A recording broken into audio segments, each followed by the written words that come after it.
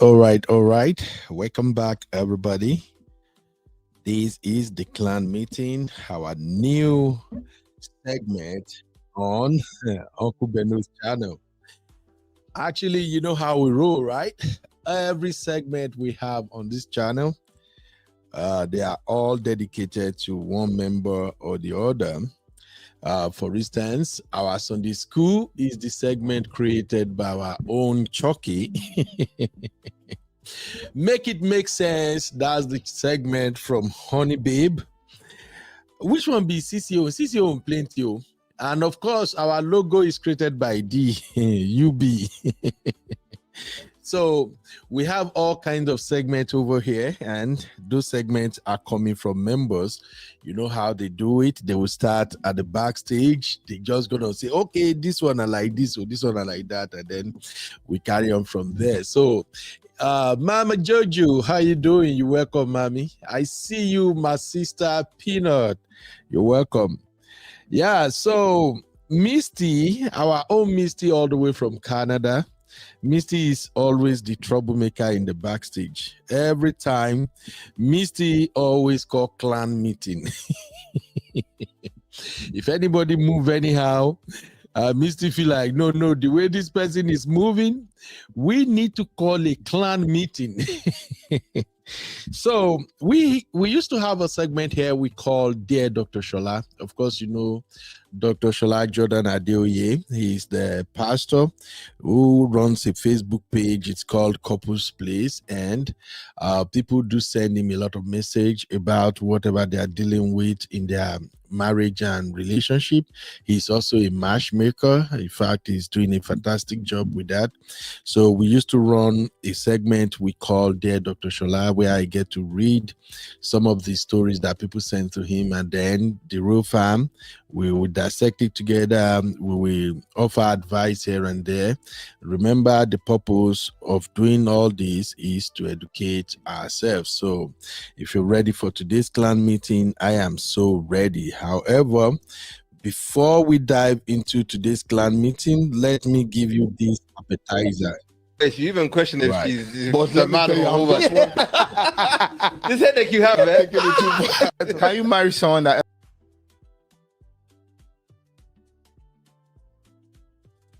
What do you mean? You don't know those breadwinning men, they die quick. You don't know. That fella. Am I lying? Have you had headache here before? I had it the other day. It was not nice. Fast. I was in the room squeezing my head like this. I wanted to break it. That's what happened to those men that have been breadwinning. As long as the respect is there, I will drop the kids to school, pick them up, do the push up. Being the breadwinner, I think it's important for my masculinity. Masculinity. Oh, that fast. Who did masculinity help?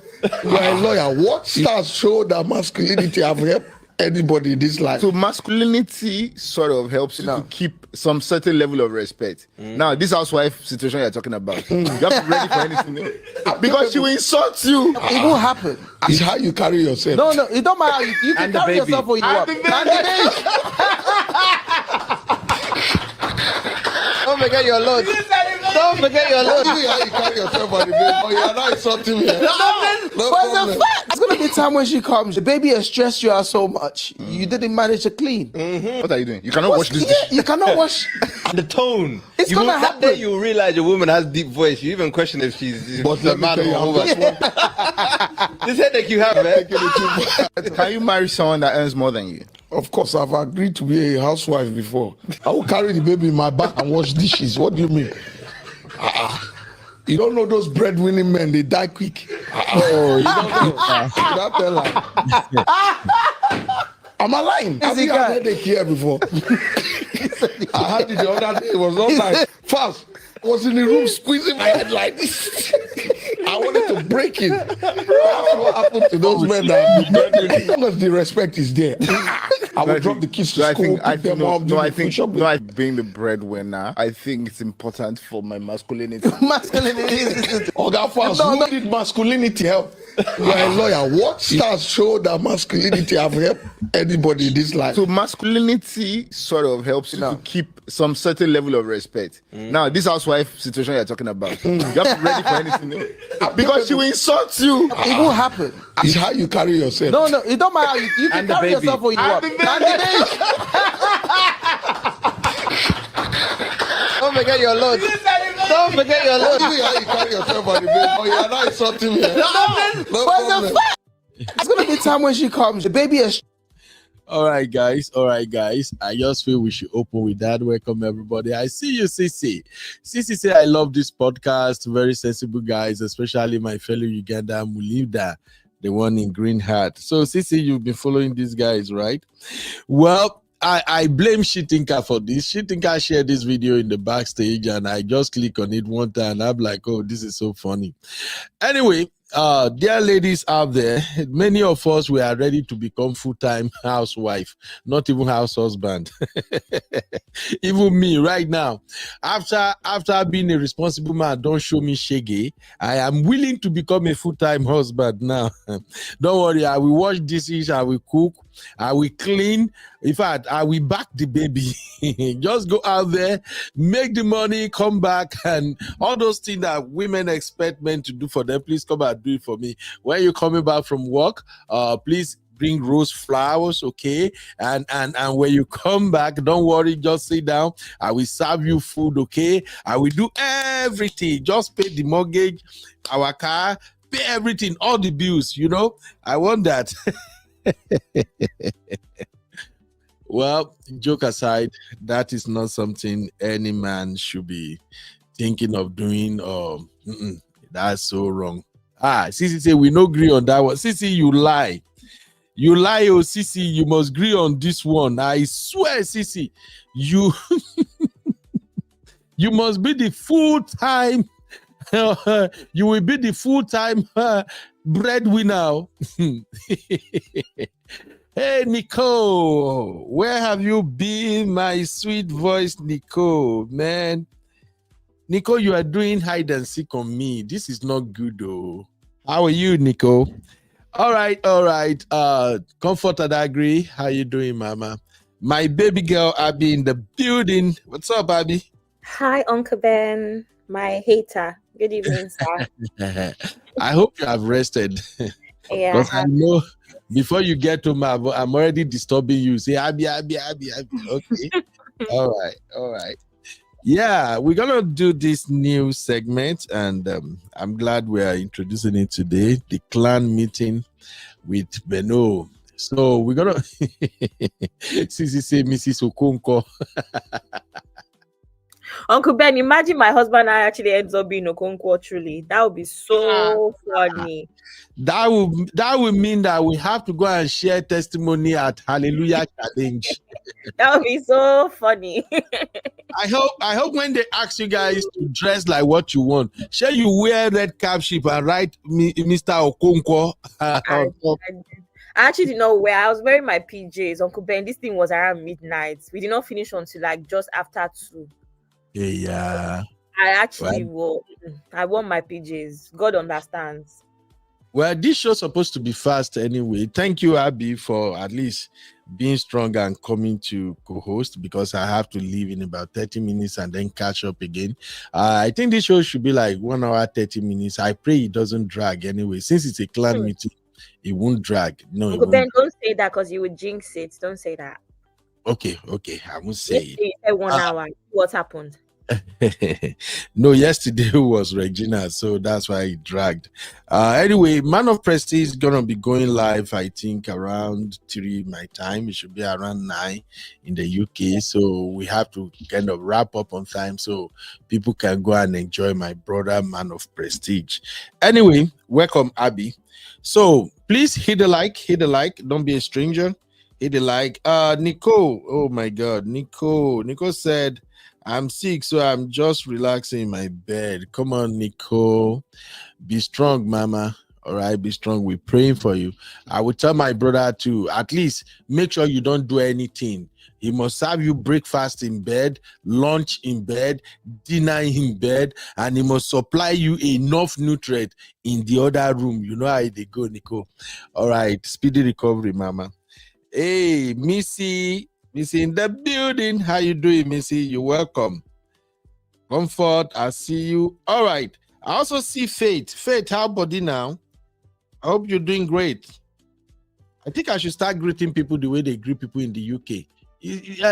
Abby, how do they greet people in the UK? In it. What comes after in it when they are greeting each other? Uncle Ben, how do we greet people? You're right, mate. Oh, you're right, mate. Yeah. Okay, you're right, mate. I don't know. You're I right. guess that's the closest thing I can think of. What else can I think of? That's it. And then maybe Honestly, a lot of black communities say wagwan, like a lot of like Caribbean, Oh, some African would say wagwan. That's wow. all. I don't know if there's any of that thing. No, Sissy, help us. So you really don't know how you people greet each other in the UK? No, this is it. I've just given you 2 now, but I can't think of anything else besides hi, hello, the usual. So I'm trying to look for something specific to the UK. That's why I said wagwan. And Actually, right. it's very easy in the US. Oh, So oh, the you're US okay. usually Yeah, you're right or you're okay. Like you're right, besides you're that, okay. yeah, besides that. Oh my Normal, god. hello, hi. Oh, Sissy said, Abby, you're right, love. Yeah, Is you're that right. how You're right, love. Yeah. here is just hi, hello. That's it. Hi, hello. Yeah, Cool. so I don't feel any personally. Like I'm not around people that say you're right a lot. It's hi, hello as Hi. well. I was Okay, Mama Jojo, how do they greet people in your language, Mama Jojo? How do you guys greet? Missy said, I greet by saying, how you day? Missy, that's what you get for ruling with Nigerians for way too long. You know, Nigerians, we are colonizers. If you roll with us for far too long, you're going to start speaking like us. Okay, Sissy, you're right, darling. Now, wow. Sissy, exactly. We don't know the you're right love people. I'm not going to lie, Uncle, but I don't want to say this, but it's not for our kind of people that are educated and in like proper like work environments and stuff. We don't really talk. UK. Hello, hi. Like Only babes say you're right. That's how you guys greet. You're right. Ooh. Man, but why does something sounds kind of hostile in the UK? Why? You guys sound hostile at times. I'm sorry, but Uncle Ben, how's that hostile? you're right, love. How you do? In it. No. Uncle Ben, why you not completing your sentences? I can't. Exactly, it's what he said. I say good morning and good afternoon. Thank you. Because I use that hi and hello, Uncle Ben. I don't like it. Uncle Ben, it's rare for you to say hi. If I say hi, I want to say hi, good afternoon. Hi, good morning. But it can go. It's kind of cool though. Here, hi, hello, what's up? That's all. You Yeah, know. obviously I'm Nigerian as well. Like, who are you saying hi to? I just feel like good morning is a good way to start a conversation with someone that you want to treat you well. You know what I mean? Okay. Sis- Imagine going to an Uber and saying uh-huh. hi, or saying hi, good morning. The Uber driver will already have a good, Mm, that's why I find that when I say good morning and good afternoon to people, they are yeah. nicer to me the rest of the conversation because they see me as respectful from the start, from the jump. So I always say good Uh, morning and good afternoon or good evening. okay. Yeah. Sissy say it's because it's cold. You would be hostile too. Okay, I can agree with this one because me, I'm really not good with code. Even here at the verse, I don't do good with code at all. Small code, where don't they come now? I don't begin to get this, this slight headache. I don't they get that small. I'm not good with code. So maybe I'll be hostile too. But UK, and something about UK that I really don't like with your with their accent and everything is when they are angry. Like when people really piss them off. Like I used to watch, I watch a lot of football, Premier League, and anytime when their team lost and they are ranting, I can barely hear nothing. It's always like, "What's that, mate? What's that, man?" Are Well, you Uncle Ben, saying? it's the same with every accent. For instance, the more angry I get or the more passionate I get, the more Nigerian I sound. I think it's normal with everybody Yeah, yeah. that has an accent, an original accent. The more passionate about a topic you are, the Mm. more the original accent will come out. Okay, me, I actually adopt. I choose to speak in my Nigerian accent when I'm angry in my Nigerian accent because You choose whenever I try good. to speak, whenever I try to speak in American accent and I'm angry, I usually cuss and I don't like it. Because the cussing is usually like the easiest one for me to speak when I'm angry. Like, what's up? What's wrong with you, man? You silly? You crazy right now? What the fuck you talking about? I And just find it comes out natural for me. I'm full on you. But if I'm not careful, Oduduwa will just decide that he wants me to have H factor that day. If I'm not careful. all right, cool. I don't have H factor, but that day you will not be if I'm not careful. Okay. Anyway, let's quickly get the show started. I sent all the three story to you, Abby, so you can share it in case if I can't cover everything before I leave the studio. Honey babe in the building. Honey babe, how do you greet? You be Britico to the core anyway. How you doing, mate? Are you Good hearing evening, good evening, everybody. Can you hear me okay? honey babe, you are pretending. Hey,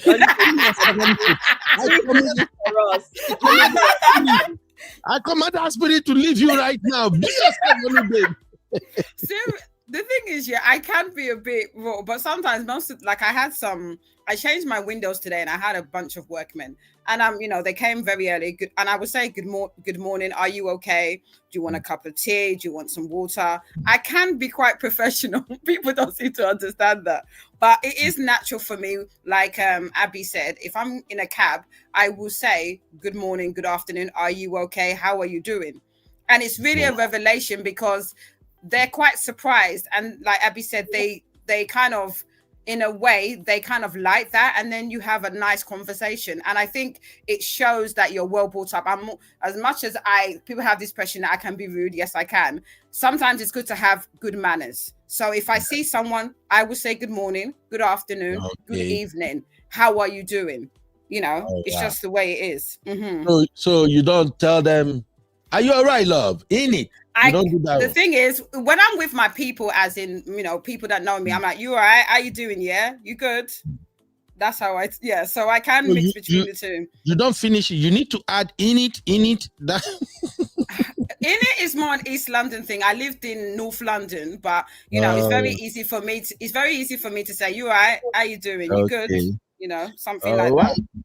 All right, let's get this show started. I want to say something. I have a suggestion. Sorry, Uncle Ben. Okay. We're trying to go to Bora Bora, right? Oh, Jesus. Yeah. I feel like one of the ways to raise money for Bora Bora is to find people that come late. So that we Okay. can start building this pot for Bora Bora. That's what I want to Okay. say. Yes. So we'll start That's with Binkwe. Let's start with my sister Binkwe first. She came The one late. that I read her message that gave me this idea, actually. Oh my God. Binkwe, we are starting with you. You will pay fan for coming late. We are using your money to go to Bora Bora. All right, Binkwe say, but a lot of kids greet high and their parent doesn't correct them. That thing pissed me off too. I tried. Yeah. My son tries it, and I'm gonna be coded, but the dirty kidney on his head, I don't like it. You would say, if you see me in the morning, good morning, mom. I think it's very important that you teach our kids. Yes, man, yes. Why are you telling me hi? Am I your mate? And I know I can be pretty cool, but my mom brought me up, so obviously there's going to be some Nigerian influence. You don't tell me hi. Yeah. You say good morning. You greet me nicely. Yeah, and the good thing is when you teach the kids very early, they grow with that. All my children also give me good morning, daddy, good afternoon, daddy, how you doing, daddy, good morning, mommy. So that's really the way to go, you know. Yeah, I remember when my daughter Bibi was becoming a teenager, and she come and anytime we usually fight because of dishes. Okay, do dishes, no, and she'll be like, "Oh, it's time for Vicky to do it." And if I'm like, "I don't want to hear, just get those dishes done," and then she will go, "Come on, bro, come on, bro." One day I lost it. I'm like, "Yo, am I your bro? Oh, fagboni, me, bro." If I hear bro for your mouth again. Uncle Ben, my son did it. My son did it to me. You know, he's obviously 13 in year 9. And they're all saying it. And his dad and me said, if I ever hear you say bro to any of us, bro, the way we will lock your head. No. Anyway, let's get it started. Welcome, Cool Mama. Welcome, Uncle Dio. Welcome, everybody. She think you're a troublemaker. I actually started with the video you shared in the back, and I just told everybody now, me too, I want to be a full-time house husband. Please, I'm looking for a breadwinner wife. Hey, Shanu me. This bill is not easy. I'm looking for a woman that will go out and work and bring the money. Anyway, let's get this show started, ladies and gentlemen, and I'll be right back shortly.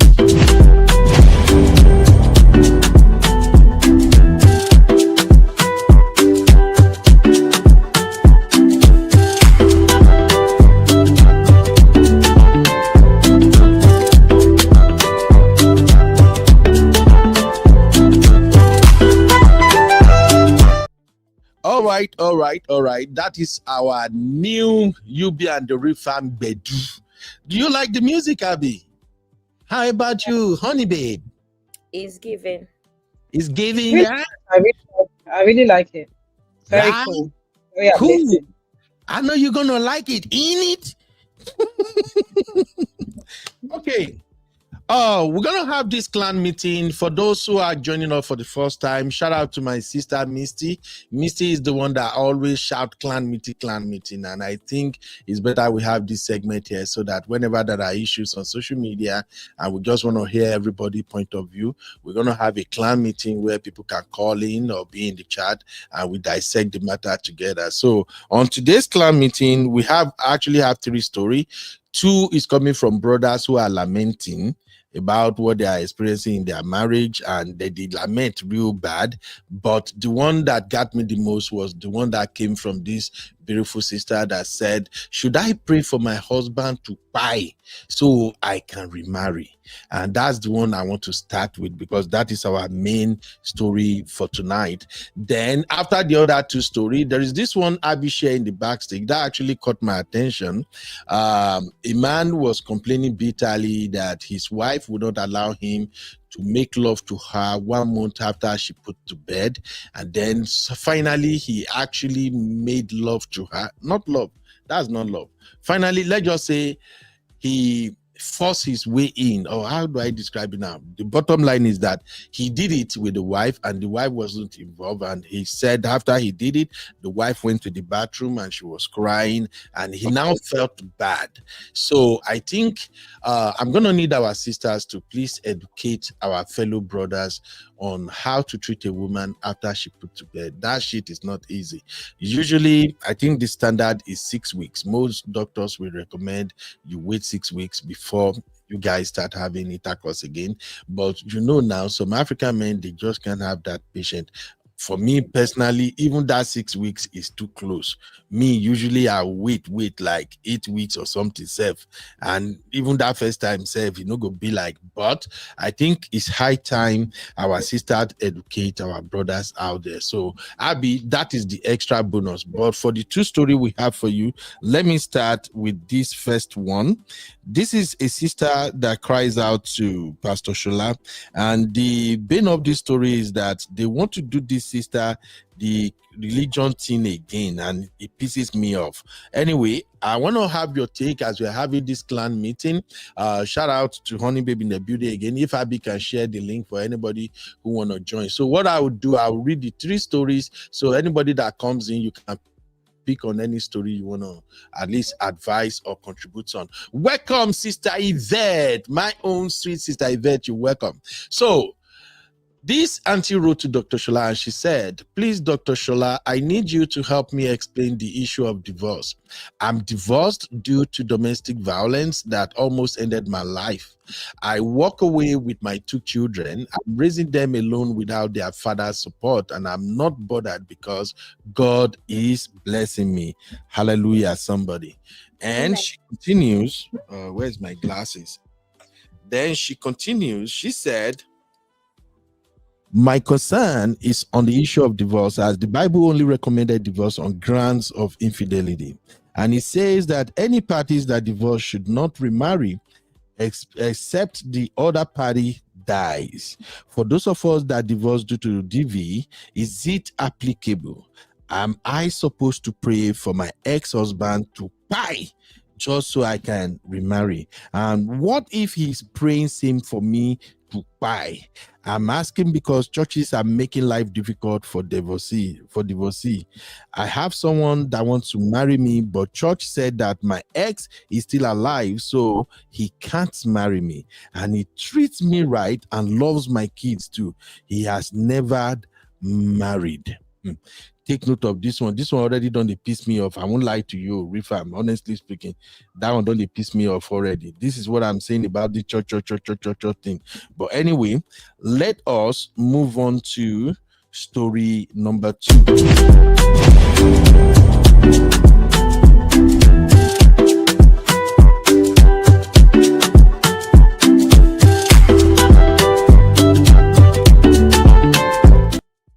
All right. Welcome back, ladies and gentlemen. Thank you, everybody. If you are just joining us, please hit the like button. Of course, you know our tradition here at the Real Fam. We try to get the likes up as fast as we can. Sissy in the building. Sissy all the way from Bora Bora. Hey, Real Fam. Hey, Uncle Ben, Honey Babe, Abby, Mr. Increase Conco. your voice. What's going on? Uncle Ben, have you noticed that when Sissy's around, these are voices. Hey, yeah, Real Fam. There's nobody around. Why are you lying on me, Abby? Increase What's your problem? voice.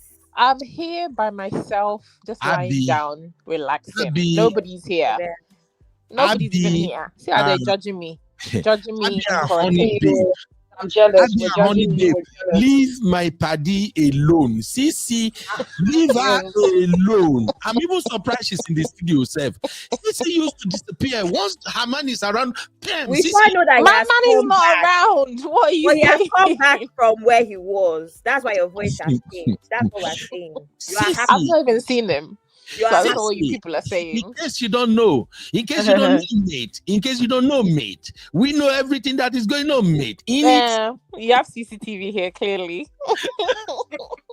All right. So this is the second story. This is the first of the 2 other stories where men are complaining bitterly. Please, if you are coming to contribute on this clan meeting or you are in the chat, don't be nice to that lady that I read the first story and then you be harsh on my brother who do. But let me read the story. So the story goes, Dr. Shola, I married my wife about 24 years ago with 3 children. Her ex left her in hunger. I stepped in and became a responsible father and husband. We tried to have our own kids, but it didn't happen. My wife went back to school and she started making a decent salary. Hallelujah. I love that already. So he continues. She had her breast and belly done. Blood of Zachariah. Blood of Zachariah. All right. She had her breast and belly done. Now I can't touch her breast anymore. And sex is mechanical. I have trained the boys through college, and now she feels she's free to do whatever. She recently bought a new car, and it isn't easy to see her at home anymore. She has forgotten everything I did for her. I feel like leaving her every day I wake up. Not sure why I'm still here. She is a follower of your page, and I always download your teaching to her friends. So basically, this man stepped in when this her husband left her with 3 kids, and he stepped in, he take care of the children. Now the children, they are all done with college and everything. And then auntie all of a sudden feel like, oh, no. I don't like all this flapping, all this belly, all this, no. This boob, no, is sagging. No, we can do it then. Boom. She went to the package herself. I'm always in support of that, okay? I like it when women want to look good. But here is the problem. Now, brother cannot touch Bobby. He cannot touch Bum. He cannot touch anything. Even the kerewa, it become mechanical. First off, anybody want to explain? Let me explain what it means when they say sex become mechanical. Because in my own traditional interpretation, that means you cannot do what you used to do. You can't just go bang it, you know. Like Sisi, I know you don't like it, but it's our thing as African, you know. Why are you pinpointing me? I don't like it. Because I know you always say you don't like it. The African men, they don't know how to touch. They just go bam. I didn't say Africa. I said some. I said pounding. No. Your own was pounding. We love it, and it's called making love, not pounding. There's a difference. Like pound. You are not a man. No. We're not yam. We don't need to be pounded. Come on, baby. You know, when engine works, the piston is well oiled and everything, and then you just go jiggy jaga, boom. You know, so that's the problem. I want to understand what mechanical sex is. Mechanical. I think she means, or he means, that it's becoming like mundane. It's the same old. It's not really the technique. It's just okay. Maybe she'll just say, oh, let's lie down. Oh, I want to do, okay. She'll turn over, open leg, do it, okay. There's the emotion in the act is gone. It's just like, okay, you want to do, okay, do. Maybe I want to do, I'll do. There's nothing really there. That's what he means. Honey, babe, do you agree? I agree with Cece. It's like it's a chore. It's something else to do. Something to do just to get.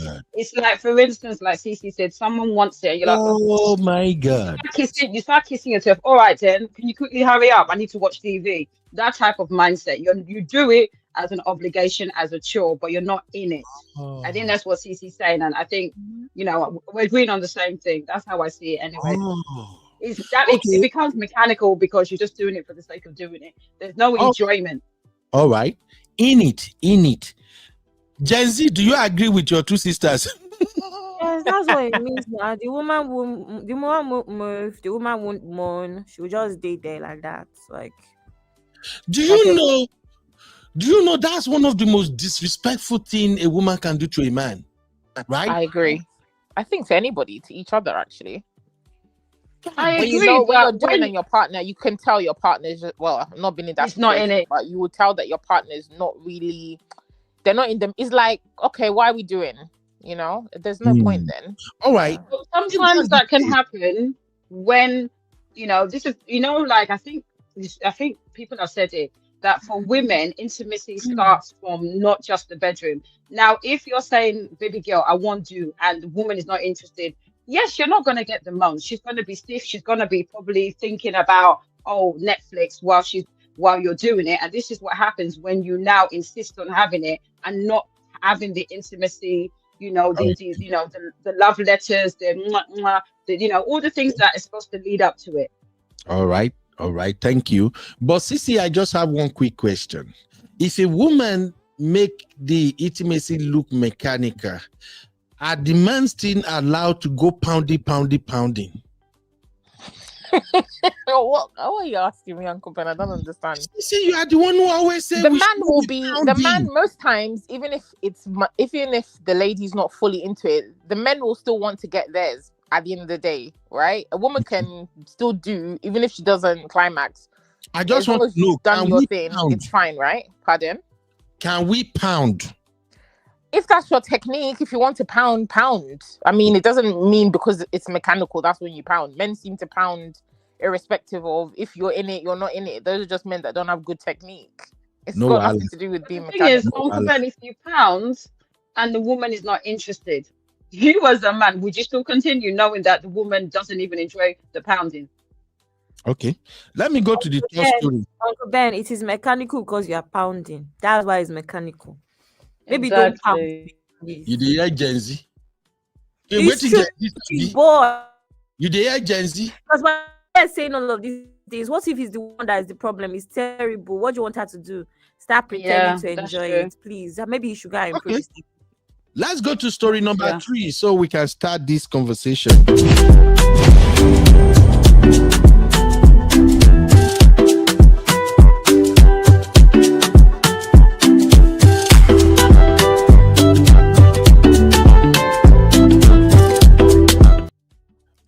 All right. Welcome back. This is story number 3.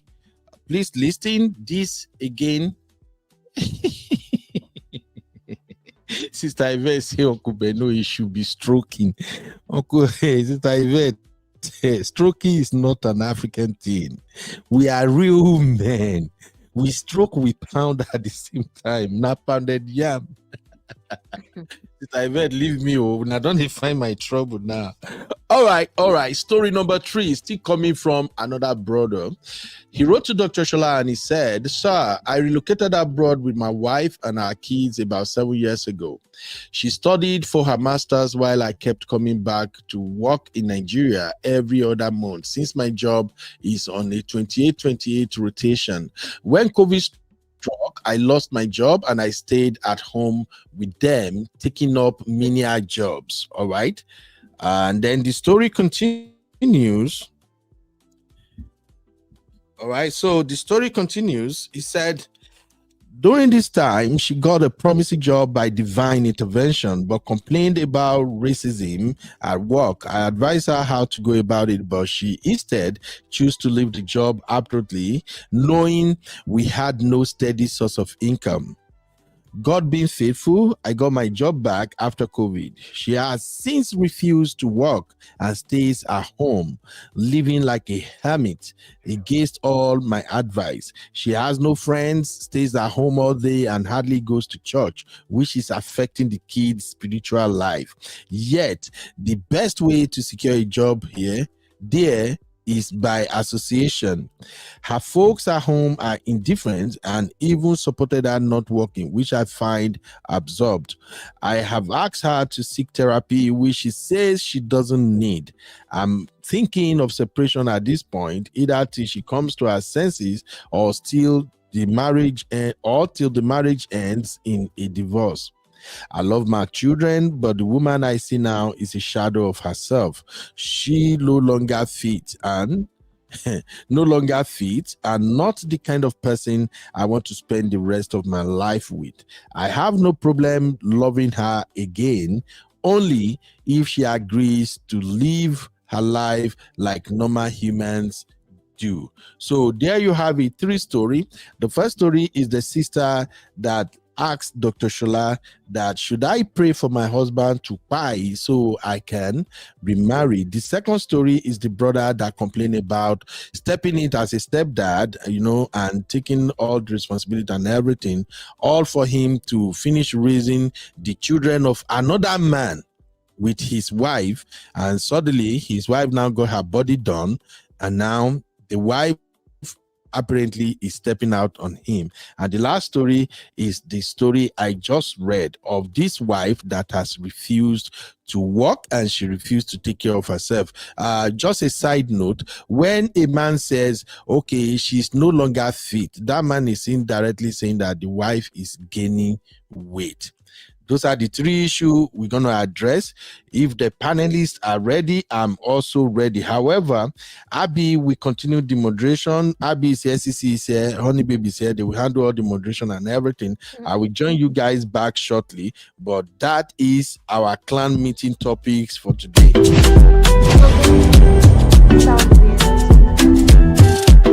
It's you, Abby.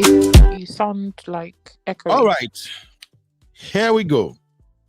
How do you want to proceed? Abby, I'll be with you guys shortly. Let me just get ready for work. But Uncle Dio, you're welcome. Let's go.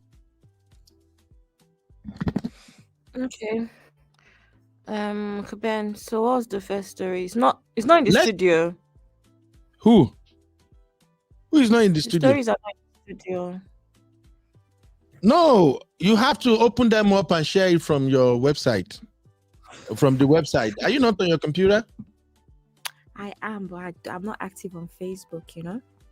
Oh, okay. Let me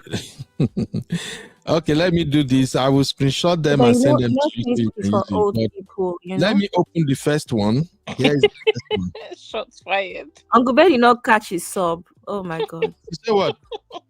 So you know Facebook is for old people. I agree. Hi. It's not a bit like that. You people should continue with your Instagram. That serious is how you people scatter the whole world.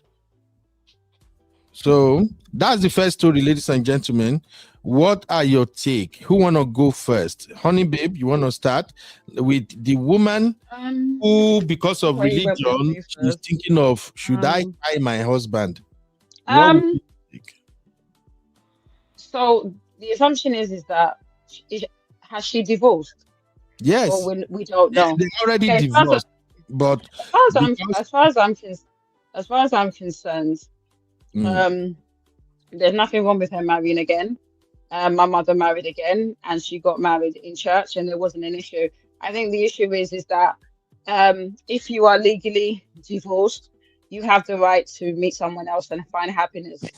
I say this all the time: church should not dictate every area of your life. And if the church is now saying to you that unless the guy parts, you can't marry, move church, or if necessary, you don't have to necessarily get married in the church. It's as simple as that for me. You get churches that overstep their boundaries, and they should not be dictating certain things. And I think that if it's the case where they're saying to you, you can't marry in a church, don't marry in a church. Marry, do a civil wedding or whatever it is, or change church, because some churches do not have this requirement. So I think she needs to decide what she wants to do in that respect. In terms of, about this praying, pray for your ex-husband, because if you got kids together, he's still the father of your children. And I'm of the opinion that there shouldn't be any malice, because at the end of the day, when it was sweet, it was sweet. And obviously things happen. And I think I'm not going to allow someone to sap all my energy and make me have so much emotions and be angry when I have the rest of my life to move on and meet someone else. So I think for me, it doesn't make sense to me to get angry or to have bitterness against your ex-husband. Pray for him, because he's the father of your child. He's someone that you once knew. It's as simple as that for me. So that's all I have to say regarding this issue. All right. Abby, I think we're going to have to read a lot of comments too on this one, because some people are actually at work. So I think Misty dropped a lot of comments in the chat. You can start them and come back to them. Okay, I see some of the one Misty dropped already. She said, pastors are just people and churches are just buildings. We are the church wherever we go. And Misty also said, instead of pray for change in mindset, not death on others. Remember, you two also have children who will someday marry. And then she also said, I think in the second story, there is more to the story. Maybe some missing pieces to the puzzle. I don't think it's that complicated. Women do this thing all the time, Misty. Misty also say, also for women, we go through hormone changes so that make us less interested in sex. But we men too, we go through hormonal changes. You people won't just admit. Anyway, over to you, Abby. Abby, I've sent all the info to you, so in case if you want to display any of them, You now have them. Let me also include the Tublin. All right, let the show go ahead now. Thank you. All right, over to you, Abby. Okay, thank you, Uncle Ben. Cece, are you here? Sorry, honey I babe. am. Cece, sorry, before you go, honey babe. Did you notice? Because I've realized that you didn't speak on it, right? Did you notice that she's asking a very stupid question, which is pretty much, should she pray for her husband to buy? A very stupid question, It actually. is stupid. Yeah, because I didn't notice you didn't address it. Anyway, okay, Cece, go ahead. What do you think? Yeah, no, I don't understand the question. Should I pray for my ex to pie because I want to marry my current boyfriend? What are you saying? You're already divorced. What's the issue? Move forward and marry the man if you want to marry. I even thought that they were still married. I had to go back and look at the story because I didn't hear it properly when the show started. You're divorced from the person. You left because of DV, but your issue is, should you ask for him to pie so that you can marry? Is it because the church has said that they won't remarry her in the church? Must you remarry in the church? You've already been married in the church. Like, you've had that as an experience. Why do you need to do that for a second time if it's something that maybe, I don't know, Catholic Church, maybe they won't remarry you or something, I don't know. Because God won't bless your marriage. Oh, okay. But if that was Not true, literally, that's not my answer. I'm saying that I'm sure that's her mentality. yeah, but if that was true, the same church and the same pastors would have told you to stay in that marriage. You're still married to the man. He has not done anything to you, so why are you leaving? Do you understand? So I just feel like I don't know. It's not. I feel like people just write stuff to Dr. Shola when they already know the answers to some of these very ridiculous questions that they ask on public forums. Marry the man. If he wants to be with you, you're ready to move forward. As long as you've done the work on yourself, and you're not just jumping from one relationship into another. I mean, why do you want to get married? You've come out of a relationship. You've been through DV, you've got your kids. Focus on your kids for a bit. You're already thinking, I want to marry. Why? That's just my own opinion. But if you want to marry the man. You don't need to marry in church. Go and do registry, like Honey Babe said. Go on the beach, have a blessing, and keep it pushing. I agree. It's not your first rodeo doing wedding. You want to do everything with the bells and whistles like a new virgin bride. It's just weird. So that's my just mute. Uncle Dio, good evening, sir. Good evening, Uncle Hi, Dio. Papi. Good evening, everybody. Good evening, Honey Babe. Good evening, Sissy. Good evening, Happy. How are we doing today? Oh, very well. We are Very good. well. Thank you for asking. Thank you, but you people don't seem to get the gravity of the question the lady was asking. She was asking that question on the backdrop, on the backdrop of our religion, which is Christianity. She said the Bible says that if you have any reason to divorce, that you must remain single until one of the partner dies before you can remarry. She was acting on that aspect of the Bible. Are you getting me? It's not about it's not about her not wanting to marry, but the thing is this: some churches teaches this doctrine and take it out of context. Let me explain. God is not an author of confusion. I'm going to be a little bit practical here, and anybody can quote me anywhere. If for any reason a child of God marries a devil by deceit or by disguise, meaning that you were deceived into marrying the person, and then after marriage you realize that this person is not even a Christian, and you being a Christian, you fell into that trap, you married him or her. That's married by deceit. God is not obligated to keep you in that marriage because it is not his will for you to be married to the devil. Are you getting me? Many people don't seem to know that God is a loving God. And because why? Many criminals, they will disguise. Let me even be much more realistic now. They will disguise when they want to marry, they will come to church. They pretend to be a Christian just to marry a Christian. after marriage, knowing that the Bible says that okay, once you are married, is for life. You cannot leave the marriage. They now unleash their true color. In such a marriage, if the sister got to know, she's eligible to leave that marriage and marry somebody and marry a Christian.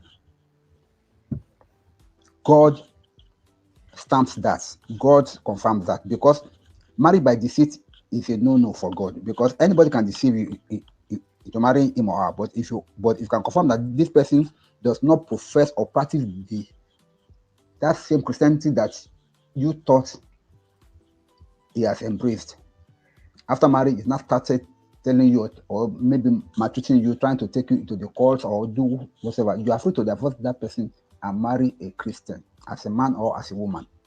I will settle that. Now, this particular case now, that's domestic violence involved. And I'm sure before the woman could be saying all this, or before they could even get to the stage of being divorced, when DV is involved, life matters. Now, let me tell us this thing. If God can say it is better to live on the rooftop than to stay in the same room with a nagging woman, God said that. Can the same God say that stay in a DV marriage just because marriage is for life? It's not possible. God himself said it's better for a man to live on the rooftop than to live with a nagging woman, not somebody that is even beating you. Nagging is just somebody that is just emphasizing this over and over again. God says that no, don't stay in the same house with that person. Go to the rooftop and live there for your peace of mind. Would that same God now condone DV in a marriage that can lead to pine? No. But people seem to take some Bible instructions out of context. Jesus Christ gave them an example. When they came to ask him a question, and he referred when he say about question about marriage and divorce, and they say they gave him a story, blah blah blah. And now I just want to paraphrase and go to his answer. He said, Moses gave you this option of divorce because of the hardness of your heart. Yes, people are very, very tough in their decision. If they want something, they want it. But do you know that permissive will that Moses did for the people, allowing them to divorce, God did not condemn it. It was permitted by God for peace to reign. Because if God that cancelled it or did not allow Moses to give them that condition, people will have been paying their partners. Are you getting where I'm coming from now?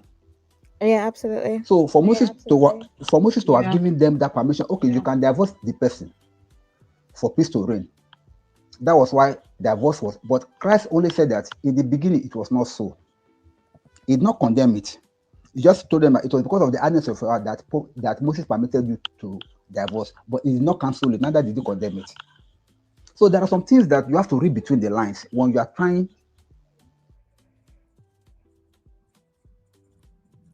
Uncle Dio. Is he still there? Uncle Dio, we can't hear you anymore in case you can't hear us.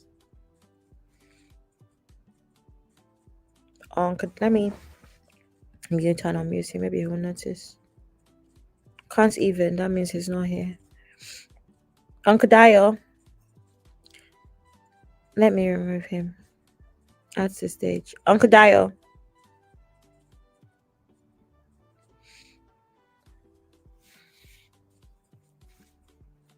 Hi, ladies. Hey. Can everyone hear me? Okay, cool. So it's not me. Dio, I've just posted the link again, just so you can come back in. I don't know what happened there.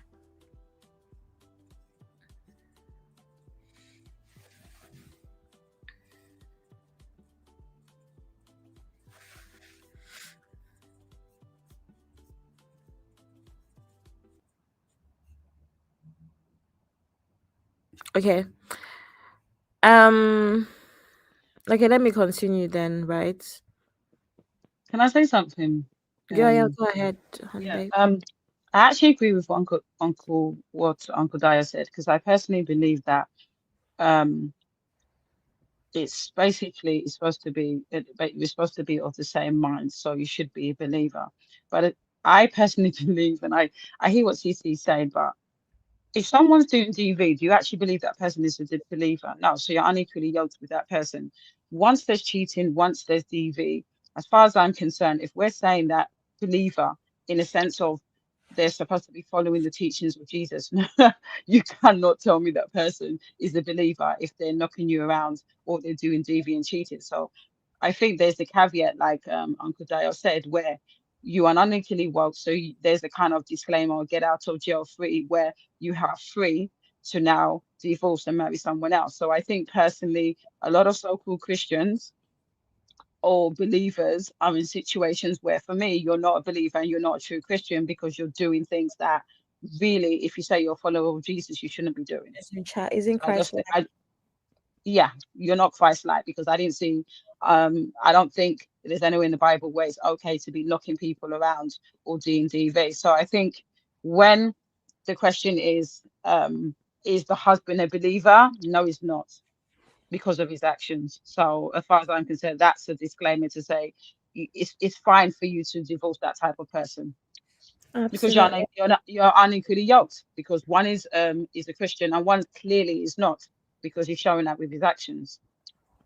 Baby Christian. And you know, honey babe, that's one of the issues I have with a lot of Christians, where in your imperfection you have the audacity to be judgmental. I know, right? How dare you? You're not perfect either. But anyway, let me read some comments. That's sure. Auntie Yvette says the Bible verses are interpreted by many that is opposite of its original meaning. They twist it to suit themselves. Absolutely. She also says, yes, some churches take certain sayings in the Bible and interpret it to their own type of doctrine. I agree.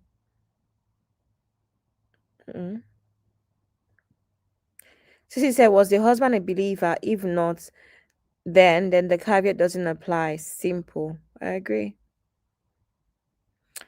Chucky says, should I pray for my husband to die so I can remarry? Who is the brilliant mind that came up with this? I think it's very interesting that she asked that question, because it seems a weird thing to say. Because so weird for a believer as well. Yeah, it sounds weird because, like I said, you know, especially when it gets very contentious, you know, emotions are hot. Obviously, you think bad thoughts. There can be an element of, you say you hate your spouse, but then, you know, with time and maturity, you realize that, you know, hopefully the emotions are gone and it's just your ex-partner or the parent of your child, and you move on and you're civil. So I just think that sounds really weird, why you would want to pray for someone to delete. That's just a weird thing to say. It's just really weird to me. I don't know, that's somehow, for some reason, that is kind of, I don't know, but that's kind of where I'm stuck at. I can't even lie. I can't get past it, honestly. Anyway. Cece says she'll be back. I don't know what happened to Uncle Dio there. Let's see if I have any messages. Okay. From him. No, I don't. Okay, so we're going to move on to the next story for now, and then hopefully wait for Uncle Dio to come back in. Yeah, Papi, come back in, please. Sorry, can I ask a question? You know, why Siri is really, really stressing me because I didn't ask you anything. You know the mechanical sex story. Did we get it? We didn't get into it in depth, right? Uncle Ben only asked us what mechanical. He kind of asked he kind of asked us what it meant, and I think all of us kind of said that for us is someone that's just going through the motions, doing it as a chore. I don't think we went into the nitty gritty, and then he asked something about then he asked something about are you still free as the man to pound? And obviously we had a very you're actually making things worse, because that's all the more reason for that person to never want to have sex with you again. You know. Anyway, let's dive into this next story first, and then we will go back to the other one if need be. Okay, cool. So this says, sir, I relocated abroad with my wife and our kids about 7 years ago. She studied for her master's while I kept coming back to work in Nigeria every other month. Since my job is on a 28-28 rotation, when COVID struck, I lost my job and stayed at home with them, taking up menial jobs. I'm going to continue, it's not on the screen. During this time, she got a promising job by divine intervention, but complained about racism at work. I advised her how to go about it, but she instead chose to leave the job abruptly, knowing we had no steady source of income. God being faithful, I got my job back after COVID. She has since refused to work and stays at home living like a hermit against all of my advice. She has no friends, stays at home all day and hardly goes to church, which also is affecting the kids' spiritual life. Yet, the best way to secure a job here is by association. Her folks at home are indifferent and even says she doesn't need it. I'm thinking of separation at this point, either till she comes to her senses or till the marriage ends in divorce. I love my children, but the woman I see now is a shadow of herself, no longer fit and not the kind of person I want to spend the rest of my life with. I have no problem loving her again if she chooses to live her life like normal humans do. Interesting. It's very interesting because to me that woman is depressed. That sounds like someone that is in severe depression to me. I agree. She doesn't want to get out of bed. Maybe I'm reading too much into it. I don't know what you ladies think, but I'm just getting some kind of implication that there's something going on with her mentally. She's maybe in some times of depression. I don't know what you guys think. Yeah, you know what? It is very possible, and I think that's one of the things that get me scared about childbirth, especially when you only have like a year in between children, because you might not even realize that that is what is going on. You might think you're just down because Yeah, I just went through labor and I was just in pain and all of that stuff. But the next thing is eating at you. The next thing you're pregnant again. Now imagine your next pregnancy, you even had like a pretty rough first trimester. Yeah. And then maybe second trimester, not too bad. Third trimester starts to get uncomfortable as well. And then back again to the whole labor and the whole process.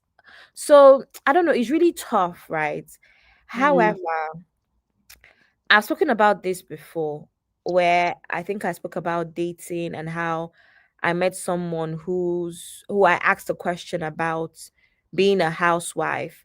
And the reason why this question is very important to me in dating is because of the way women's body is built. I have no intentions right now to ever be a housewife. But I can imagine, I hear so many stories of people that have had to be on bed rest and all sorts because of pregnancy and just things like this, right? And it could be temporary. So the reason why it's important to me to ask these questions during dating is because I want to see a man's mindset towards things like that where it's unexpected. And if you also understand the repercussions of you having to provide for the most part, in that time where there's healing is needed or whatever adjustments is needed. Because a lot of men don't really see pregnancy and women's health as such a big deal. We have these arguments all the time on X where men will say, oh, women pretend so much about how painful their periods are or certain things. But it's like you don't know. Some people genuinely go through it on a monthly basis. Some people have underlying health issues like endometriosis and PCOS and all sorts of things. Some people just naturally even have very heavy periods, right? So there's a lot of men that say, oh, you guys are always exaggerating. It can't be that bad. I have sisters. Well, I'm not your sister. You're not in my house. So you don't, because your sisters don't have bad periods, doesn't mean that, sorry, 1 second. Okay, cool. Because your sisters don't have bad periods doesn't mean that I don't, right? So these are some of the issues that we encounter with our community, with Black men. I don't understand it. I'm not listening to Black women, which TS even touched on as well, where you don't know. the least you can do is open your ears and listen to people rather than just feel the need to rebuke what you're saying or put down what you're saying or minimize the pain of women when they speak to you. Everybody cannot be lying, right? So these are some of the issues. Now, my only thing though, which I would want, I think at this point you can come in. I hope Uncle Dio can come Cece's back. back, so maybe she can say I've something. seen I think that. Cece's back. Which is why I want both of you I'm to back. chime in, Hey, or babe, what it happened? would be nice for Uncle was it Uncle Dio to come back in if he can. Yeah, Is at what point do we draw the line? And I'm going to explain this in a different way as well, right? I'm married to somebody. Regardless of the struggles, I have expectations of them, right? Let's assume I marry a man. And we will take it back to women. Let's assume I marry, obviously, I'm going to marry a man. I don't know why we're assuming that. But let's I assume was I'm gonna married ask. to somebody, obviously a man. And let's say maybe in the space of a year, he loses his best friend and then his dad and then his mom and then I don't know somebody, I don't know, his niece, just an example, right? Now this is someone who could be going through an extreme case of depression. How long am I supposed to be the support system where our house is very gloomy and I'm walking on eggshells? Like, what is the time frame before I start to also lose myself and start to break down? I don't know if what I'm saying makes sense. And I'm saying this outside of also in a sense, supporting by giving advice. Okay, let's do therapy. How long is a partner supposed to also throw themselves into the other person's life? And I'm saying this because I truly believe, and I say this all the time, that my hope for myself is that I remember that I need to put myself first all the time. Even if you go on an airplane and the air hostesses are giving you instructions, they tell you, even with your child that you love so much, you have to save yourself first. Because what's the point of saving the child if you can't even direct them? What's the point if you're choking? Now you can't save yourself, you can't save the child. So save yourself and then put whatever oxygen mask over the child's face, over the child's nose, because that's the only way it can work, right? Otherwise, you will not be capable of doing that. And Yinkus also has a recent episode on pouring from an empty cup, right? So that's my only issue with these things is that how long does it take until it actually becomes a serious issue where this person is not willing to pull themselves out of this problem, and now our whole family is drowning in this thing because you're depressed or you've gone through certain things. Even if with something like childbirth, technically it's also my responsibility because I got you pregnant as the man. So it's my responsibility that you're not in this situation in life because we wanted children. How long can that be a responsibility and not end up eating at the other person?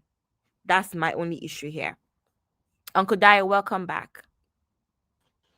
Thank you, Abby. Thank you very much. Daya will go next. Sissy. Hello. Sorry. My kids are distracting me. You want Uncle Daya to go first or can you go now? Give it a bit more time. Uncle Dario, go first. Okay. Thanks. Uncle Dario. Thank you, Abby. See, this particular situation is not funny at all because I want to believe that the reason why you marry your wife is because you loved her. And if you love somebody, the primary thing in your heart is to seek for their welfare, for their well-being, for their happiness. So if you are coming from a place of love, there is something called sacrifice. You should be able to sacrifice for your wife's happiness. You should be able to sacrifice for your wife's peace of mind. You should be able to sacrifice for your wife's joy. Anything short of that is not acceptable in a marriage. So for this man's sake, we are talking about the case of this woman that was having postpartum issues and all, right? If I'm not mistaken, because I just came to the studio. We don't know if it's postpartum, but the ones that said it could be postpartum. Okay. Now, but at least we know that the woman was not feeling happy after childbirth, and then she was having some issues about intimacy and all. What else could that be? Let's even leave it the way it is. Let's say we don't know exactly what it was, but we can easily see that this woman is not all right. Now, the man said something also. He said, even during pregnancy, the woman has been like a little bit off when it comes to intimacy, No, Uncle which to me Dio, seems. Uncle Dio. 1 second, you're mixing two stories. Let me read the story Okay. again and refresh Okay. everybody's memory. You're mixing to the other story. I see. Tell me. Okay, let me read it again, sir. Okay, so the man says, "Sir, I relocated abroad with my wife and our kids about 7 years ago. She studied for her master's while I kept coming back to work in Nigeria every other month. Since my job is on a 28-28 rotation, when COVID struck, I lost my job and stayed at home with them, taking up menial jobs. During this time, she got a promising job by divine intervention, but complained about racism at work. I advised her to go about how to go about it, but she instead chose to leave the job abruptly, knowing we had no steady source of income. God being faithful, I got my job back after COVID. She has since refused to work and stays at home living like a hermit against all of my advice. She has no friends, stays at home all day and hardly goes to church, which is affecting the kids' spiritual life. Yet, the best way to secure a job here is by association. Her folks at home are indifferent and even supported her not working, which I find absurd. I have asked her to seek therapy, which she says she doesn't need. I'm thinking of separation at this point. Either she comes back to her senses or till the marriage ends in a divorce. I love my children, but the woman I see now is a shadow of herself, no longer fit and not the kind of person I want to spend the rest of my life with. I have no problem loving her again if she agrees to live her life like normal humans do.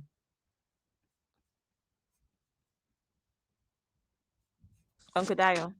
That is it now. So, okay, that's the story we are talking about. Okay, I think I got it off on the leg that we were talking when I came into the studio. Yeah, so Anyway, you if see this now is the our situation, own assumption is postpartum as well. He didn't say that. I understand. But the thing is this: it has dragged on for too long. Let's be realistic. I used to say this, and when I used to do counseling, I used to tell people also this. I said the best way to solving a problem is by communicating it. If you go and see a doctor, if you don't tell the doctor what you are feeling or some of the symptoms you are having, the doctor will not be able to make a good diagnosis of what is really wrong with you. So everybody should learn to communicate, no matter your condition, no matter your situation. Don't just say, leave me or I don't know. You must be feeling something. You must be feeling something. Now, in the case of this woman, we don't know exactly what is wrong with her, but according to the story, even her family supported her situation and her condition, which to me means that they probably have an idea of what she was passing through or what she was going through, but the husband seemed to be oblivious of this. That's number one.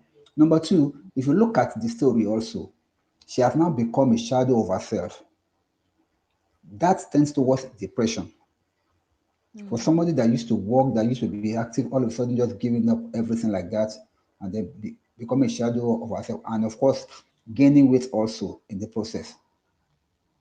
Something is definitely wrong. She may be struggling. She may be struggling with depression, or she may be struggling with some other issues that she does not want to come out with. Because left to me, I would have loved a situation whereby the family will have gathered around her, find out and try, I mean, what is really wrong with her, and then try to help her, get her the necessary therapy needed, get her the necessary assistance needed for her to get back to her normal self again. But for the husband, there is a limit to what everybody can take. You've been living with this person, all of a sudden the person is no longer the person you used to know, and the every effort that you try to make to get her back on her feet, she was just not coming back. To me, the uh, the family has to do more. They have to do more because if not, eventually someone that keeps going on that route, we end up buying ourselves or something terribly happened to her health-wise. So it's not really good. It's not really good. So for the husband decision, I don't know. He's in the he's the one that's in the ship. He knows where the wave is turning him to. So you are captain of a ship and then you have been tossed to and fro. You should know how to navigate your way through it. That's my take. Thank you. Okay, thank you, Uncle Dio. I'm going to read a few comments, please, and then Cece, if you're ready, you can go. Okay. So Next. Cece says, sorry. Oh, so sorry. Go on, Abby. Yeah, I want to read comments and you can go afterwards. Cece says the woman is clearly going through depression. I agree. Something is seriously up. That is not enough reason to want to divorce her. Depends. I don't know. Ajinkus Pepe, Turkey says there's something with therapy and Nigerians. We don't like it. Abby says some people don't know what they are feeling or even can't explain depression. And Zinku says, but it seems most couples do not talk. Even therapy may not help, but may be a doorway to start a conversation. I agree with that. Sissy, you can go ahead. Okay, so for me, I feel like definitely the woman's going through some sort of depression. She seems to be very like demotivated. Maybe the job that she had, obviously, she's been through issues of like what was it that they said she was feeling like racial discrimination. That in itself can be really detrimental to somebody's mental health, even just their self-esteem in terms of putting themselves back out there. I don't know, this person hasn't said which country they're in, but I'm assuming that they're in the West somewhere, right? So maybe that's what's not really giving her the motivation to look for another job. Maybe she feels like, oh, it's going to happen again, or there's clearly some sort of residue from that incident that's happened that they haven't unpacked fully and she hasn't really healed from, hence why she's probably, she's not motivated to look for a new job. She doesn't want to do it. These are chronic signs of somebody that is chronically depressed. Clearly, I just feel like the husband is being a little bit insensitive in terms of he wants things to have been in like a timeline. When there was COVID, I was able to be off work. I did other jobs. That's you. We can't all operate from the same emotional viewpoint, right? The person is going through something. Instead of you to support and be a source of comfort for them, and even though he is offering suggestions, I feel like because of how he's written the message, the tone and the way that he's putting it forward is more of an annoyance. I'll be like, okay, you need to get over this thing. So go and look for work. If you're giving somebody that kind of energy, they're not going to receive it well. They're not going to be motivated. Sorry? It's not an encouraging way. It's not an encouraging way. So if I'm going through something and then somebody comes to me and says, oh, well, you should have been over it by now. Like, go out there, put yourself out there. In that moment, that's not what the person needs to hear from you. Okay, yes, it's going to take you maybe a few more months. It may take you a year. But is that not, why are you not willing to put the effort in to at least get the person to where they need to be? Of course, it's not gonna work on your timeline that you have in your head. That's not how people's emotions work, right? And I feel like the reason she's probably very demotivated is the response and the way that the husband is rushing her to kind of get over this period of whatever she's going through, right? So to me, that's not a good enough reason for you to want to divorce somebody. I'm sorry. When you get married, it's for good, for bad, in sickness and in health. The woman is going through something, and because she hasn't gotten over it within your time frame, you're now saying, oh, the marriage is over. I think I should look to divorce the person. Really? This is what I mean. Men are very unkind to women, especially black men. A lot of the time, they expect things to be done on a time frame, and if it's not done when they're ready for it to be done, okay, let me wash my hands, let me move on. I get that it can be, it can be difficult, especially when you're dealing with somebody who's not feeling motivated, somebody who's going through something. But I'm sorry, that's what you sign up to when you become a married couple. You shouldn't just be there only to be riding the wave when things are good, right? So that's just my contribution. I think you should just stick it out a little bit more, try a different technique, and be a little bit more empathetic. Come from more of a place of concern and care, as opposed to trying to rush the woman, which is the feeling that I'm getting from the message that he sent. Okay, I'm going to read these 2 comments. I'm going to ask 3 comments. Actually, I'm going to ask a question, if you don't mind. Auntie Yinku says, if she isn't interested in seeking for help at all, what can he do? It's obvious she's struggling with something, but if she's not willing to seek help, what can he really do? Okay. The Real Mojo Show, Missy says, when you marry, it's in sickness and health, not only when, I guess, things are good. Okay. Missy also says mental health is a sickness. True. Chucky says 7 years is enough to know what country you come to. Racism is in effect. Deal with it and move on. If she can't, move back to Nigeria and regain that sanity. This is the attitude that I mean. Until you've been in that Um, situation, Chucky, then you can Yeah. then you It's may be easy to able to say that. interpret It's easy to it. say that. 1 second, we'll talk about it. Let me finish the thing. It's on a case by case basis, but how long are you supposed to wait when the partner isn't willing to even seek help? Okay, I'm starting this as well and Chucky's comments, right? I think it could be called talking points. Missy, I don't understand why people don't see mental health or lack of is a sickness just as huge as blood pressure and diabetes. If a person has cancer and is never cured from cancer, do you leave the person because they can never heal from cancer? Okay, let's go to this Chucky's comment, right?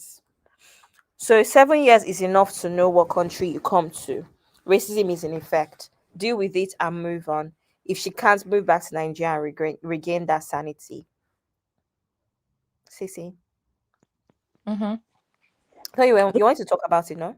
This is what I mean. I just feel like the end of that, kind of deal with it and move on. It's easier said than done. I think it's the mindset, right?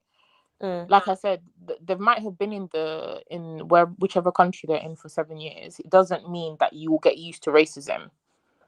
I'm sorry, I've lived here all my life. I've only had one racial incident with some. I'm not gonna get used to it. Why should I have to get used to it? Right? So, and you can't say how people. They said that she had something happened at her work, which clearly has meant that she's left work, or maybe she's been fired from work, or it's affected her job after going for master's, studying, doing. It's very demotivating. I don't know why Chucky's not really grasping that side of it. It's not really that, oh, okay, because that didn't work, you pack up your bags, you go back to Nigeria. Really? How realistic is that? I think she just needs a little bit more empathy from her husband, just to put in that little bit more work. They've been in the country for 7 years. He didn't say her depression or whatever she's going through has been going on for 7 years. I don't think it has been. From the message. Okay. Yeah. Fair enough. Honey babe, what do you have to say about that? For me, that makes no sense. Chucky, really love what you normally say, but it doesn't make sense. I was born and brought up in the UK, and if anyone's racist, I'm never going to get used to it. So I don't understand that line. That deal with it and move on. It's an abuse, and you should never have to get used to it. So I don't know where that's coming from. So regardless of whether 7 years or me being born and brought up in the UK, it's the timeline doesn't make sense. And in terms of being someone that actually was signed off work with anxiety and stress, I think a fundamental thing was that when, and yes, I agree with what a lot of people are saying and what Sister Yinka is saying, that you have to get to a place where you have to seek help. But at the same time, I was able to reach out to my mum and literally cry on the phone and say to her, I need you to take my son. I'm going through a lot. And yes, I actively got the help that I needed. But one thing I did say is that I had a support system around me. And the impression I'm getting from what the husband is saying, just like Cece said, it, even the way he's even writing the message is immediately making me feel there's no empathy there. He said he asked her to go to therapy. Did he shout it? Did he scream it? Did he say you have to?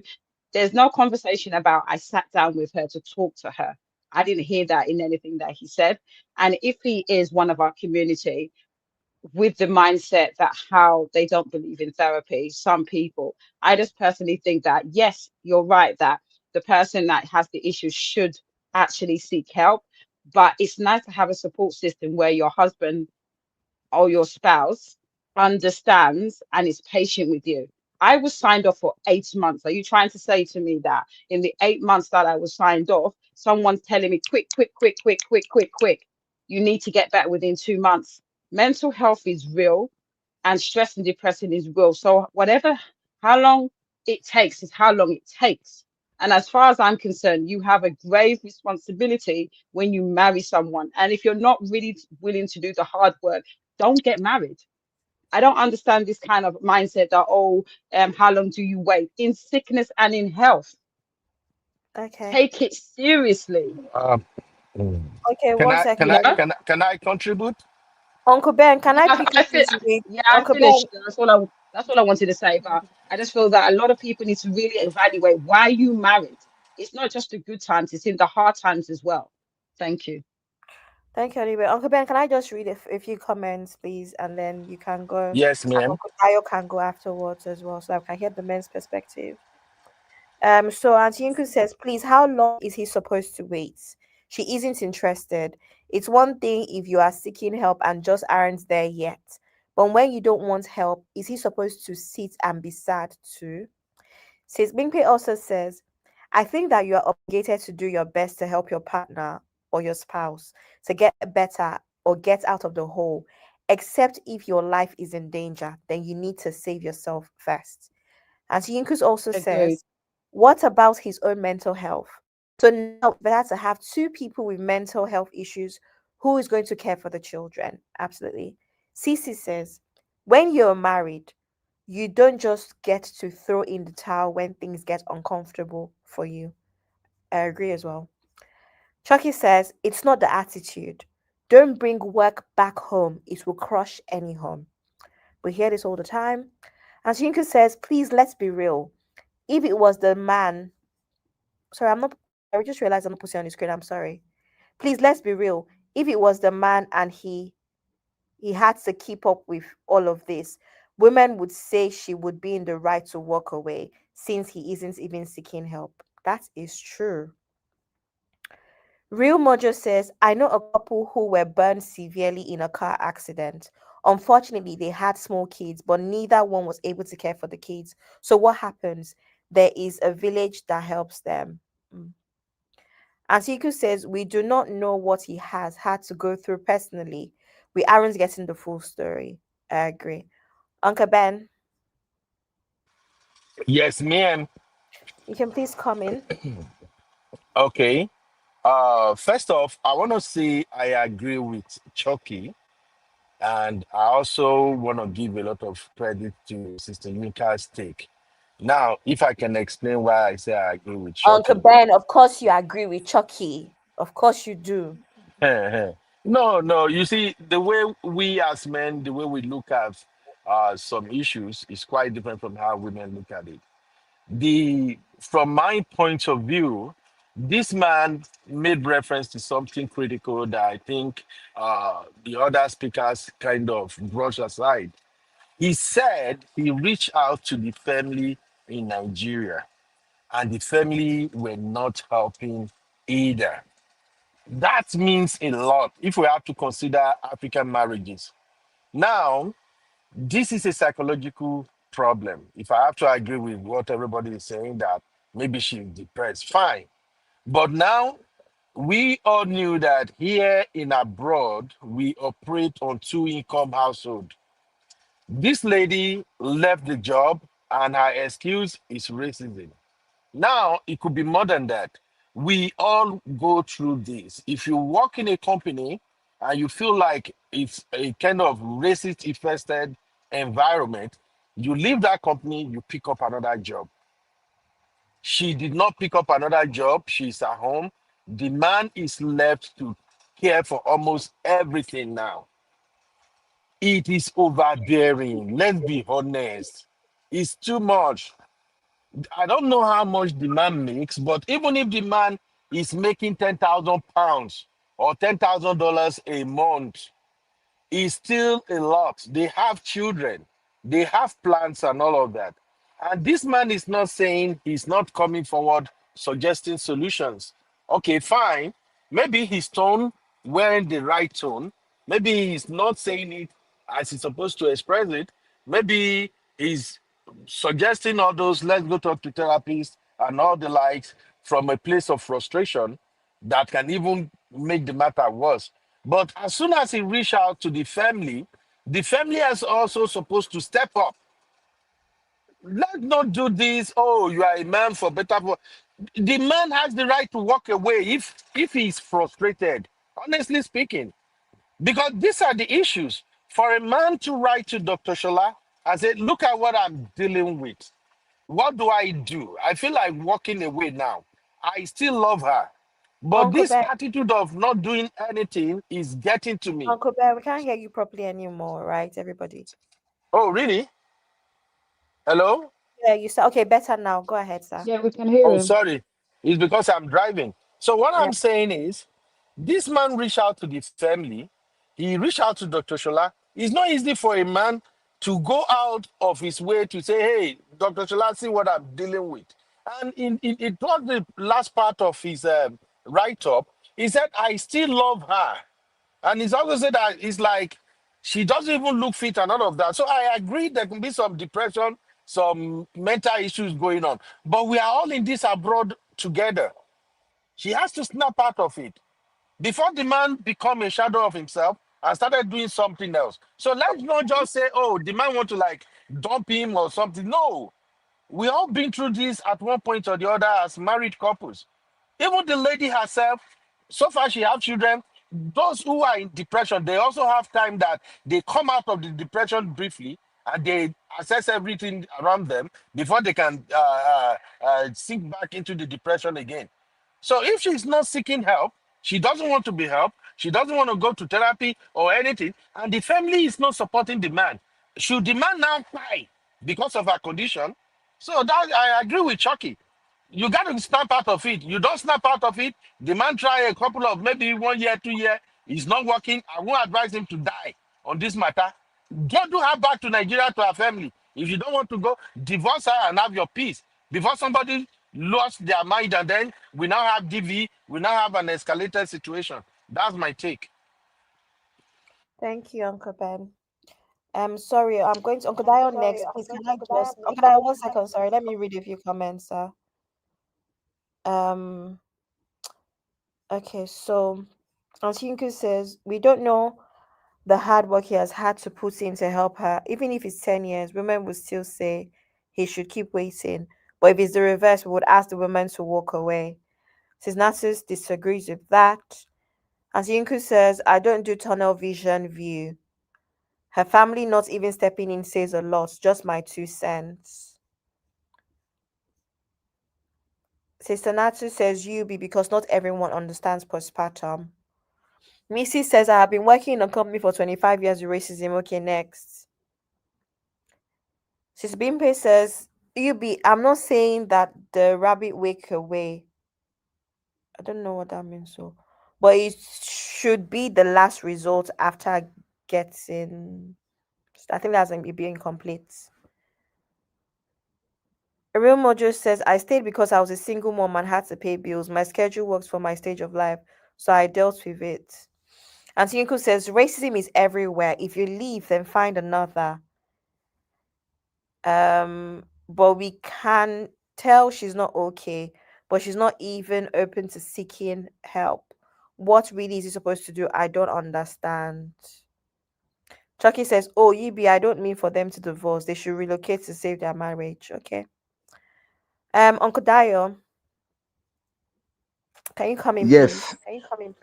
Thank you, Abby. I really appreciate all the comments so far. And then, unfortunately, I don't want it to sound as if it's a brotherhood thing, but I think I agree with Uncle Beno and Shoki.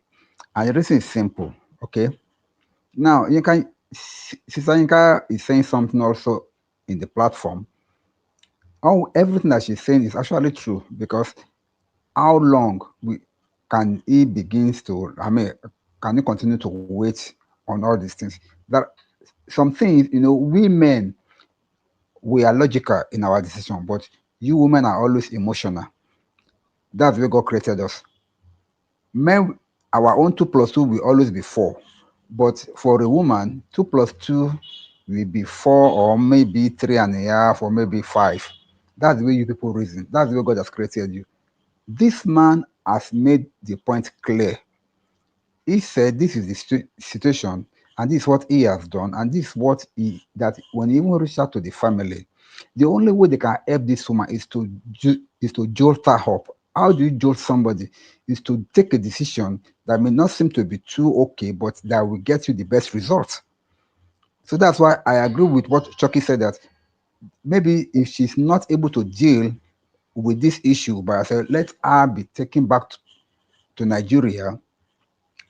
Maybe in the midst of her family, she can wake up by Well, yeah. herself, snap out of these things, and then get to her senses, and then she can come back and meet with the husband again. But continue to watch her like this, deteriorating by the day, gaining weight and all. Very soon, she may become even useless to her own self. God forbid.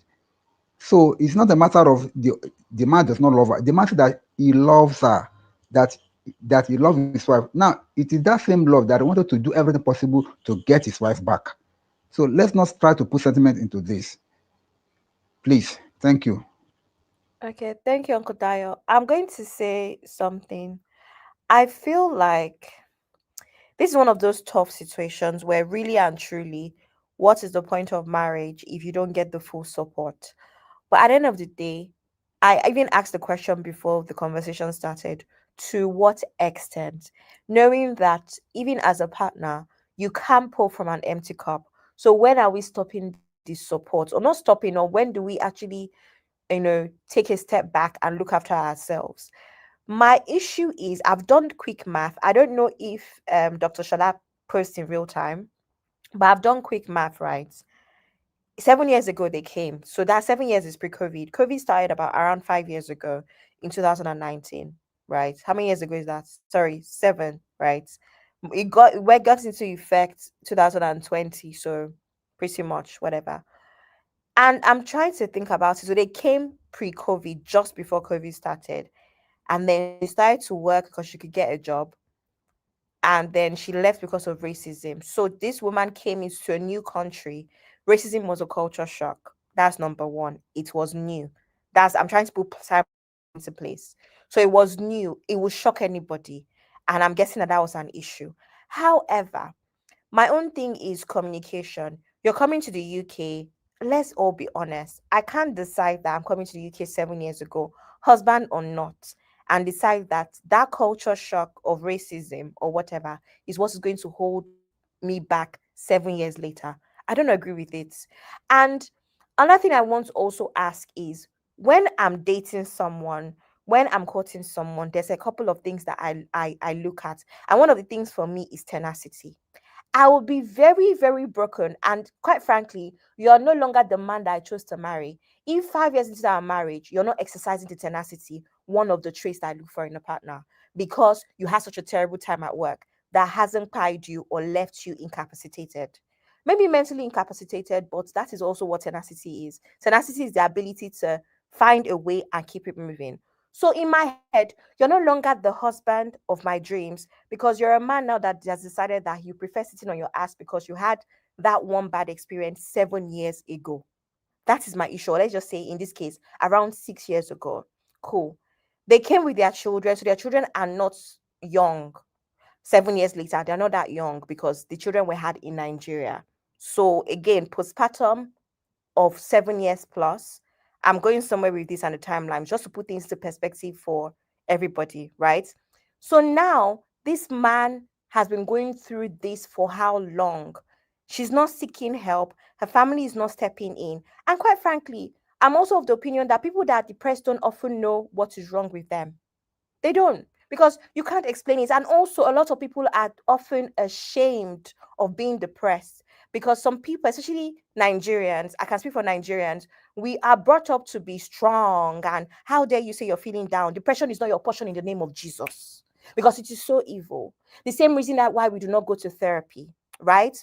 So these are some of the issues. And I just feel like, how long is the man supposed to also wait? Because, like Auntie Yinku said, and I have to agree, because everybody knows that one thing I'm going to be is a feminist. If a woman was in a situation, I would have told her to walk away. It's true. Me, Happy, I would have said it. I say it all the time on this platform. And I cannot put myself in a situation to not extend that same grace to a man in this situation. However, it's also important for the brotherhood to understand that if we're dealing with matters of postpartum, especially, in my own opinion, right, women should be given more grace when it comes to this marriage thing, because in my own opinion, don't come from you, women go through a lot more than men go through on a daily basis when it comes to what they give to the family. So I find it very difficult to say that, oh, if I tell women to walk away, then I have to tell men to walk away as well. No, I think that women actually suffer more where marriage is concerned and the sacrifice that they bring forward. I know that men are going to say, oh, we too, no problem. I'm just speaking from my own perspective, right? In my own capacity. But at the end of the day, everybody has signed up for something. And this whole question of, oh, if it was a chronic illness, should you walk away, blah, blah, blah. I don't think it's the same thing. There's a difference between something that people can help. And that's what Auntie Yunkus is trying to say. In this situation, you can help it, and maybe you're choosing not to. Not even because you don't want to. So, like I said, depression is so deep that people often don't know how to go about it. And that's true. People often cannot even admit it to begin with, right? So how do you even seek help when you can't even admit it, because you're meant to be this strong Black woman? We discussed it on TSC. But ultimately, even with terminal illness, unfortunately, people will also choose to leave, which is unfortunate, because they also feel like, I didn't sign up for this. I didn't sign up for you to be bound to a wheelchair for the rest of our lives. That's not what I signed up for. And quite frankly, it's unfortunate, but it is what it is. So that's kind of where I'm at, where I don't know, with the timeline, it seems like this is going on for at least 5 years based off of what he's saying. Because even with the job thing that he said, what did he say? He said, thank God post-COVID I was able to get. It means that it wasn't that long. So this thing has been on for at least 5 years. 5 years is a long time in that situation.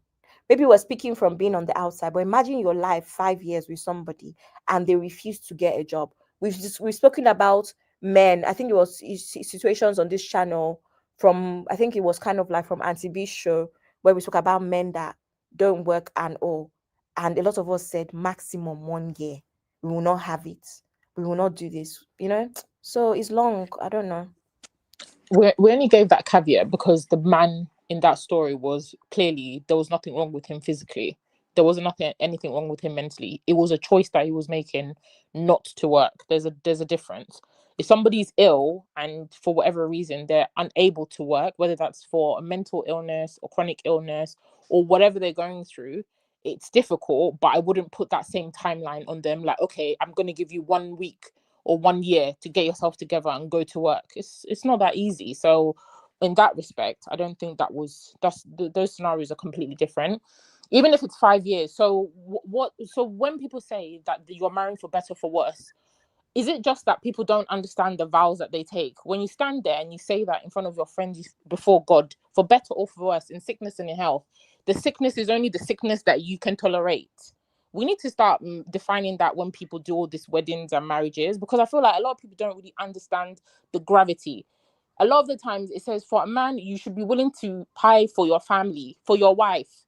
Not when the going is tough, you're a little bit uncomfortable. 5 years, what's 5 years?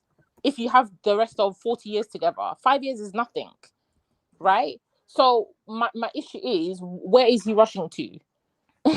And the problem is, a lot of men do this. They put a timeline on the suffering when it comes to a woman, but when it's a woman looking after her husband and the man is sick, he's going through depression. Women, I'm not saying it's right. Women tend to be there for the long haul. You rarely hear that a wife will leave her husband immediately he's going through depression. She'll be there with him, going through it with him, picking up where she needs to pick up the slack. But men, they always have a timeline. Even when their wife is chronically ill, they're already lining up a new woman. Oh, I'm uncomfortable. Oh, I've not had Kerewa. Oh, I've not had Kerewa for 2 years. I've not had Kerewa for 3 years. Let me start looking outside. Women don't do that.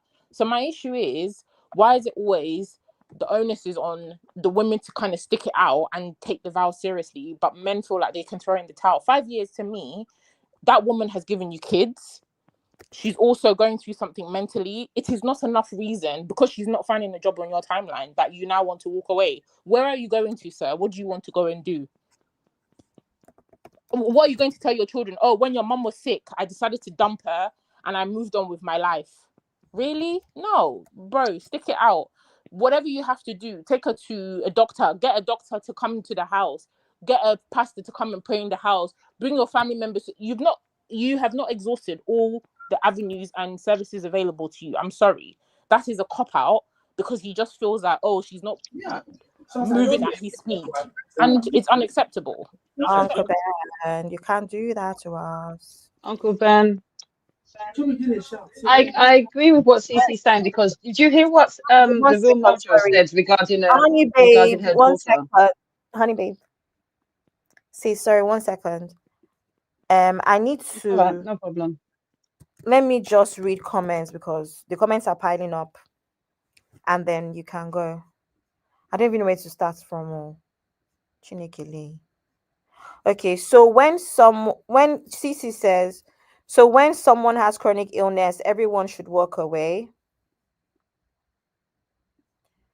Exactly. People don't always know they are depressed. Sis Bingpe says, are we saying he should walk away because this is a psychological issue? What if it was cancer? Would you have the same opinion? I don't really want to dive into that. Sorry. The person got into an accident and lost their legs. Would we just leave?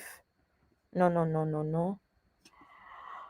That's on this is what I said. That's on women. I say this all the time. I tell you guys all the time, you give to men too much. Every time you want to stay.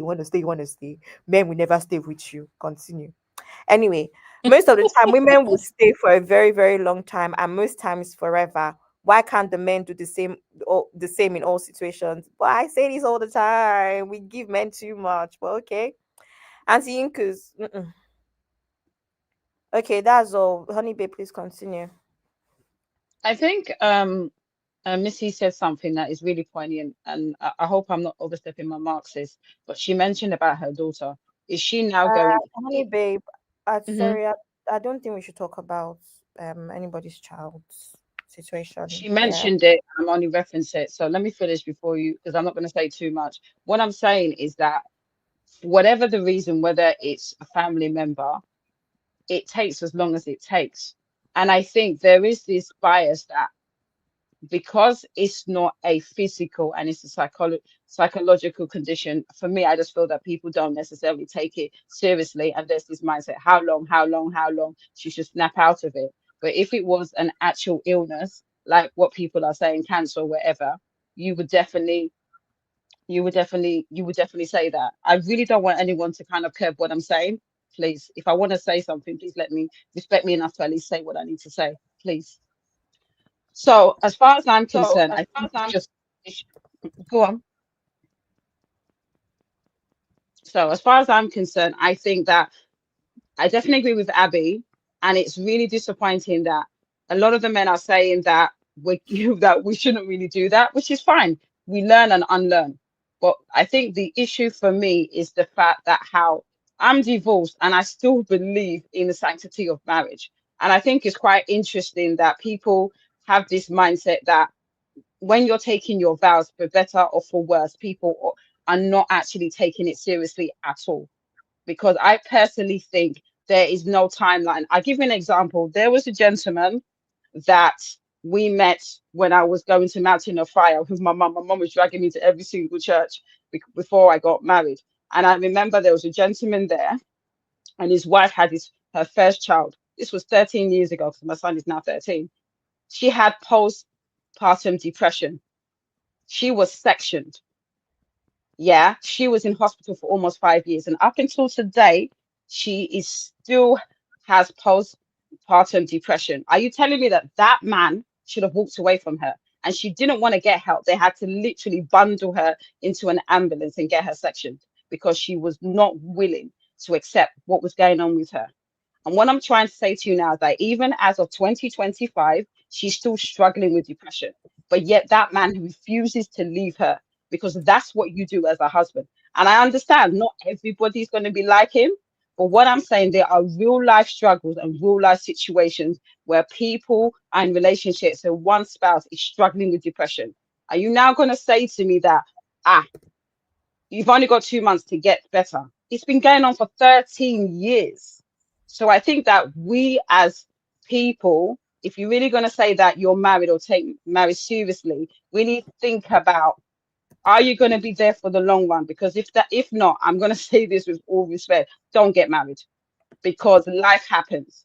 And it's really important that you understand what you're willing to take and what you're willing not to take. And if you're not willing to take certain things, don't get married.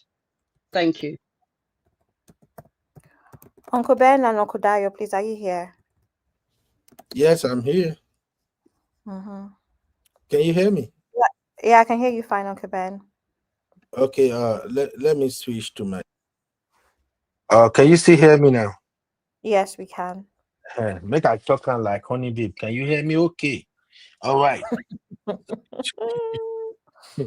So basically, I think we really don't have enough information on this situation, but from the little I can deduce from what the man sent to Dr. Shola, I don't think this is a chronic depression. I think there's a little bit of attitude that come with it. Abroad can be frustrating, especially this one in UK. I don't live in UK, but the couple of people I have in UK, I will not lie to you, only a few of them that went to school, many of them nurses, and some of them did some other tech. Those are the ones I think I enjoy in UK. The other ones that I know, they are not giving good review about what they are passing through in UK. So I quite understand that sometimes when you move from Nigeria to a place like UK, it can be very, very frustrating. Yeah, it can be so frustrating. Sometimes you just want to go back. Sometimes you are just disinterested in everything. Even me that I'm talking to you right now. I think I shared a joke here one time that so many times I quit my job in my head. I will be quitting in my head like, okay, I'm done. I'm tired of this job. They frustrated my life. But next day, I will still carry my bag. I come back again. So what that man is describing is not a chronic mental health situation. It's not a chronic depression or something. I think that's just a woman who probably never dreamed that her life is going to turn out to be what it is in the UK. And sometimes I do advise our fellow Nigerians that when you live abroad, watch the kind of people you want to follow back home in Nigeria too, because they can frustrate you with some of the things they post online. Some of the things you see them share online, how they are balling, how they are enjoying life, even though they are crying every day that Nigeria is not easy. If you live abroad, those things can frustrate you. So in this case, my final take on it is that this woman case is not severe. And sometimes if we have people who you suspected that maybe a therapist could help and they refuse going to talk to a therapist or something. Just like I think Atinyika or somebody put it in chat I saw earlier. This is a different case. If somebody is sick and the person is seeking help and is accepting help, but the condition is yet to improve, yes, you have to be there. It's for better for worse. If you take 20 years, you have to be there because you are still both working on making sure this person get better. But in the case where the person is rejecting any form of intervention or anything, so the partner should put their life on hold. Well, I'm a consequentialist. This is something I have some of this conversation even in my own private home at times that look, if some things happen, please don't ruin your life or my children's life because it has to be done. No. So in the case of this woman, if the husband don't want to do divorce, send her back to Nigeria. Now where she go come refuse say she no dey go Nigeria, na there wahala go dey. If na me o, ibiti wahala ti ma bere ni o, we go scatter everything there be that. Maybe if you go back to Nigeria, your brain feel reset. So that's it for me. I don't think there is so much I can offer on this one. Thank you, Abby. Yeah, thank you, Uncle Ben. I do think that she needs to go back to Nigeria too. This If I can country say is not something on this, but if it's the UK, she should actually go back. First country to go back. if I can say something, please, Abby. Yes, go ahead, Uncle Dio. Sorry. See, I want to quickly correct something, okay? I want to quickly correct an impression. Please, nobody is saying the husband should abandon the wife. No, that's not what we are saying. What me, Chucky, in fact, Chucky have to type it again on the platform. What we are saying is that no, we are not saying that you should divorce her. Nobody's saying, because when we say the husband should send out to Nigeria, what we are actually saying is that sometimes if you don't take drastic steps, some situation may not change.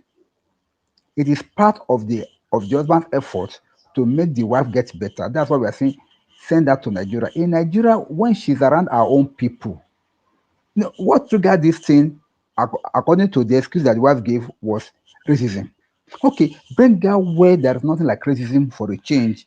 Let her reset herself, let her rebuild her mind, and then let her come back fresher to be able to come and deal with this. If she still remains in that situation and she's still giving that same excuse that she doesn't want to do anything because of the racism issues around her, things is not going to change. Things will not change. But if she leaves that environment into a better one, whereby she feels welcome, she sees herself as an equal human being with every other person around her, it is bound to make her get her mental health back to normal condition.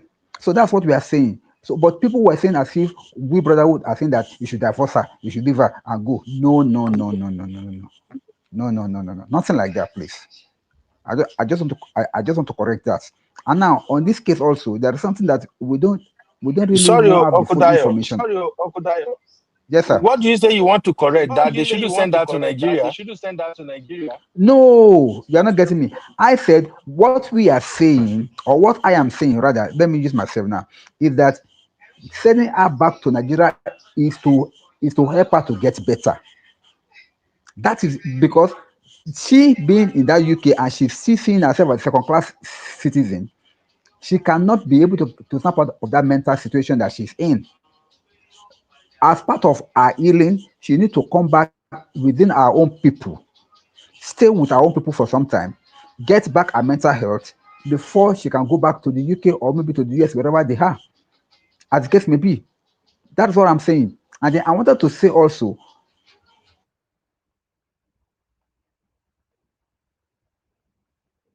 Uncle Dio.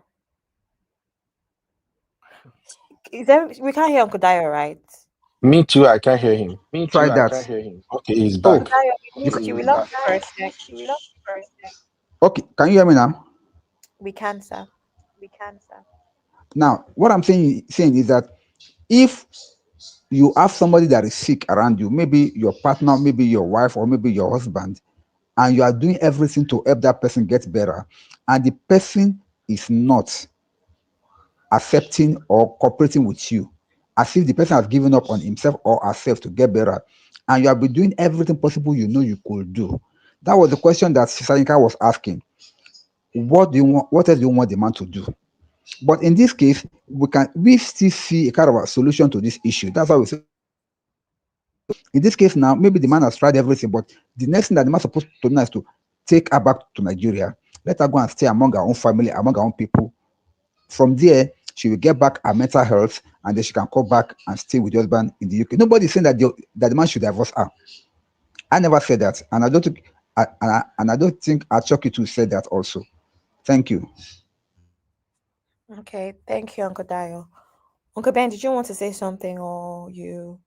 No, I'm done. I'm done with that. Thank you. All right. Does anybody else have something to say? No. Can we move to the next topic? No, we summarized everything. See, grab my brotherhood for truth. Uncle Ben, don't start though, because you know that's not. Let them know actually activates. Okay, everybody. I'm going to see if there's a third, whatever. If there's any other topic, comment. Sorry. Uncle Dad, do you know someone can appear like they are trying to help, but not really helping. That's the only issue that we said we had, that you can tell from his tone that his approach might be a bit funny. But anyway, so this is another one. I'm going to read it. My wife gave birth to our first child last month. Since then, she hasn't allowed me to touch her. She's been very down, and somehow I've been trying my best to lift her spirits by doing things to make her happy. Her mother and sister have also come to stay with us to help with the baby. I tried to be intimate with her, and after refusing for a while, she eventually said, "Do what you want since you won't listen and only care about yourself." Throughout her pregnancy, we hadn't been intimate because she wasn't in the mood. I was patient. That night, though, I was overwhelmed, so I ignored her words and continued. She didn't respond, just lay there while I finished. Afterwards, she went to the bathroom and cried for hours before coming out to feed the baby. I felt awful and later spoke to her mother, suggesting that maybe she needed some support since she seemed very sad, though I didn't share any details of what happened. Now, my wife says I took advantage of her and she will never forgive me. She doesn't talk to me, doesn't sleep in the same room, and no longer cooks for me. Her sister has noticed and has been cooking for me instead. Please, I need advice on how to make things right. I don't have energy. Honey, babe, what do you think, sis? I think you shouldn't start with me, honestly. I wouldn't start with me. Let other people speak first. Thank you. Okay. Cece, what do you think, sis? This story. This story. It really pissed me off. I'm not gonna lie. It really Sissy, pissed sorry. me off. Sissy, I'm laughing because Yes. the way Honey Babe ran away from me, I said, no, don't start with me. Honey Babe is a comedian. Oh my God. All right, Sissy, let's hear you. Sorry, my sister. Again, men being insensitive. Is that the theme for today? Men being insensitive and entitled to women, to women's bodies, right? There's no way. I'm sorry. Even if she said, okay, the fact that she even said, okay, let's do, or whatever her response was, you can tell she was not ready, she wasn't into it. So why do you still go ahead as a man? I don't understand. It will not kill you if you do not do the do. You can wait, right? I just feel like it's really insensitive. I wish men could, for just one day, have a period so that you can understand how crazy that is for us women to go through. And then if you can even just go through childbirth, just just an hour of labor pains, I think that would help reset their brains so that they can be a bit more empathetic to what we go through. I remember when I was pregnant, especially with my son, I didn't have a bad pregnancy, no, but my pregnancy was uncomfortable. I had pain, like this constant pain. It's like a ligament pain in your groin from waking up. I'm not doing anything strenuous. Just walking hurt. Just walking, just standing hurt. Right? This pain was like a stabbing. I don't know. It's like somebody is tightening your uterus or your ligaments or some. It's the most annoying pain, right? That was just pain of just carrying a baby. I wasn't even heavy or anything, but I'm just saying the discomfort sometimes that women go through. I don't understand why men are so inconsiderate. That's just carrying the baby, right? So then go through childbirth, and the only thing that you can think about is, oh, I'm ready to do the do, and the woman is not ready. Why are you so insensitive? Why do you need to be such an animal? Why must you be such a dog? Really? I'll never understand men like that. And then you're here writing an epistle to ask, oh, if you did the wrong thing or whatever.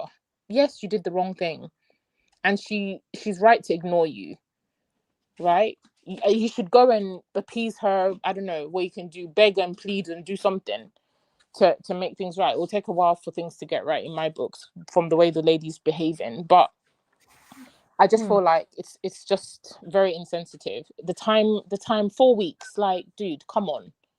Do you know what she's been through? Oh, I give up with some of this gender, honestly. She Thinker is here. Hi, sis. Good evening. Hey sis, good evening. Hi everybody.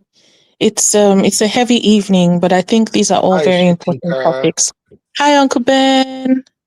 I think these Welcome, are all Mama. very important topics. Thank you so much. Um I've been listening in and out, and I can tell that it's a somber mood, but I think these are very important things that we need to talk about. And the first thing I'll say is we're dealing with a beast, but he's not aware that he is a beast. And I don't sympathize with his unawareness, but we need to educate this unawareness or lack of awareness. We need to educate it. It's unfortunate that we have to, but let's try. Okay, so number one, spousal grape is a thing. And unfortunately, some people are not aware that it's a thing. And I can't understand a person who is happy to interact in the bedroom with a starfish that's doing nothing. You're just lying there and you're happy to just deal with that's somebody that can deal with the corpse. I'm sorry. So first of all, acknowledging that spousal grape is a thing is important in our community because it happens. It happens a lot. Now, spousal grape in the what he's done to her is that, but also in the most vulnerable season of a woman's life when she's postpartum, and she's so soon postpartum, 4 weeks after. I've not had kids yet, but I know that the rule is until 6 weeks after. Now, some people break that rule, but it has to be consensual and it has to be safe. A lot of women tear when they give birth, and even when they don't tear, they're sore. People are sore down there. So for a man to say, "Oh, you know, what happened to your hand? You grew up doing it with your hand before you ever did it with another human being." Is he daft? So first of all, it is the fact that, like I said, he did it non-consensually. Then he did it when she was in the depths of vulnerability. How does he walk his way back from this? I don't know that it's possible, because of how bad she's taken it. And even if she hadn't taken it bad in a way that was obvious to him, for years it may be ringing in her mind that this is what this person did to me. So even for people who have not experienced spouses who react in such a visceral way, bear in mind that if you take this from a woman in that vulnerable state, if you take this from any woman in any way, anyway, but then to do it in such a vulnerable state, God sometimes is slow, karma sometimes is a bitch, but she won't forget. She won't forget. Now, he's even fortunate that she's reacting in such a visceral way, because now, if he has any redemptive capacity to his brain, he can begin to atone for his sins. First of all, by acknowledging that there is no loophole in the world by which you take this from a woman without her consent. And do what you must is not consent. First of all, he needs to acknowledge that. Secondly, he needs to acknowledge the vulnerability, and his need must not enter the conversation. Let Konji die 1,000 deaths. He should not ever open his mouth to speak of his needs when he's trying to make up for this evil that he's done to her. What he's done to her is not wrong. It's evil. It's evil. So how he starts to make up for it is to first of all acknowledge it.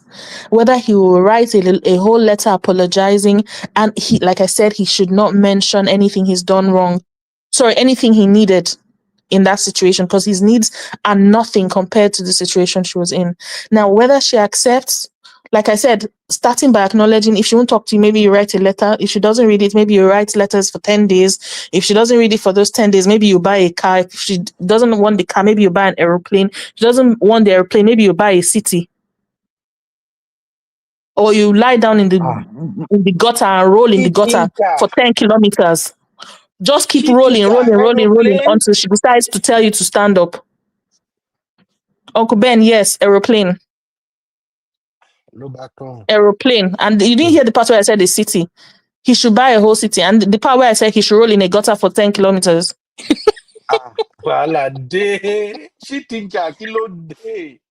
Uncle Okay. Beno, when she tells him to stand up, this is not a question of how she's, when she has not yet accepted his apology. It is when she's good and ready that she'll accept his apology. And he needs to continue saying sorry from now till the day he dies, or till the day she accepts.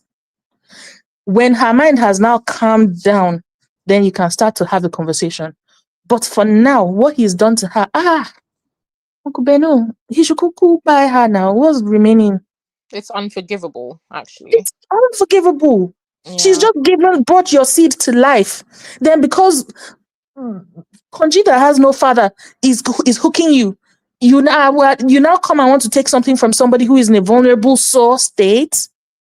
No, Uncle Beno, you're even lucky I didn't say they should do something to his member. I only said he should roll in a gutter. She think your voice sweet past this one now. You find okay. Uncle Beno, you don't know that I'm a regular combatant. I'm just an undercover sweet girl, but I'm a regular combatant. Hey, Timodaro. Uncle Beno, no, but seriously, I think if he acknowledges what he's done, first of all, then we can start to have a conversation. But what he's doing right now, he's just thinking like, hey, I just took it. What's the matter?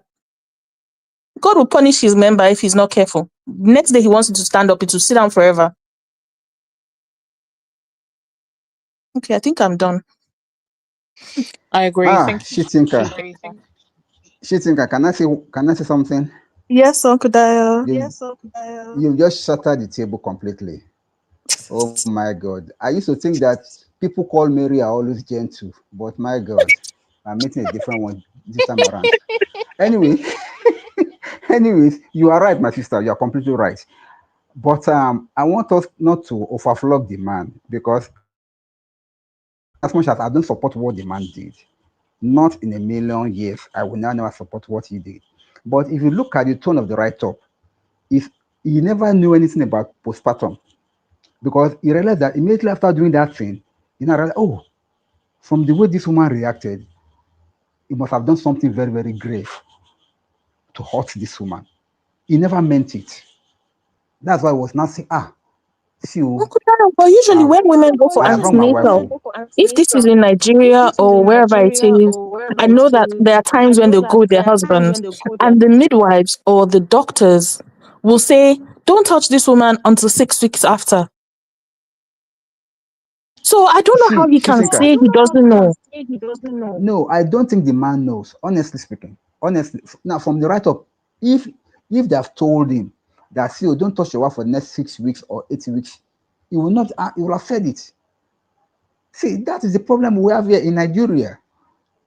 Most of this education is nowhere to be found, particularly for younger couples or maybe for new couples that are just getting married that do not bother to read or to seek advice about all these things. We are saying it now in a way so people may be hearing it for the first time. There is something called postpartum depression for women after giving birth. Many men may not know anything that their own is that once you have given birth, there's no complication, there are no tears, they are good to go. I can tell you some men are like that, and they don't want to listen to any excuse from their wife. It's so sad, but that's where it is. But for some of the men that are educated that knows these things, they will be much more careful going forward. But if you want to look at it from the angle that, oh, this man was being wicked, the man was just ignorant. And ignorance is not an excuse in this case anyway. At least you're supposed to listen to your wife. When your wife tells you no, no means no, for crying out loud. No means no. Don't do anything. We've had that conversation here before. And I like what Abby said, that I can never forget. He said, it's going to tell all the siblings that are men, that even though you are in the middle of it and the lady tells you no, please stop. Not again, Uncle Dayo. No, exactly. Uncle Beno. Thank you, Uncle Dayo. See, this is where we're having issues. You yourself said that you will go up to almost 3 months before you even move down your wife. It is because you are educated. It is because you know these things. You know how women bodies react immediately after things like this. The woman are just came back from hell to life. It's not something funny at all. The whole body changes. The whole body metabolism changes. The whole body system is affected. Before she can reset and regroup herself, takes time. Give her time to heal. Don't just jump on her again and start doing the do. Please, men have to be educated on this. That's why I don't have any pity for the man for what he did, and I'm not forgiving him either. He's supposed to have okay, even though he does not know what the wife was passing through, but supposed to have watched the mood of the wife, watched the way the wife is behaving, and then know that something is definitely wrong. What if I were in his shoes and being ignorant like that? What I would be doing is that, babe, what's wrong with you? How are you feeling? Can we talk about this? You are not your usual self. Somehow, the lady will say, I don't understand too, but I'm like, I'm not just getting myself. Everything just putting me up. I'm just feeling depressed. Then immediately the man will, oh, let's go and see medical advice. Let's go and meet the doctor. The man can go, or he can go with the woman, see, and then the doctor will not be able to educate both of them as per the issues. But in this case, the man was just about kongi. The man was pressed because he said it in the write-up that even though the pregnancy, the woman does not allow him to have intimacy with her, blah blah blah. Down, maybe I don't know how long that has been. Maybe it has been a couple of months, maybe 3, 4, 5 months or whatever. But if you are married as a man, if your wife would not make herself available for you for more than a year, you should be able to handle it. I'm saying it with my full chest, and you must not do it anywhere else. Even if God will judge you. Can I just come in and say something? No, if just a minute, please. If for any reason your wife has a medical condition that cannot allow you to have intimacy with her, for the love that you have for that wife, keep yourself for her until she's better. Because all this idea of I cannot stand it to, God forbid, at the point of you getting intimate and somebody tells you that, oh, sorry, I am HIV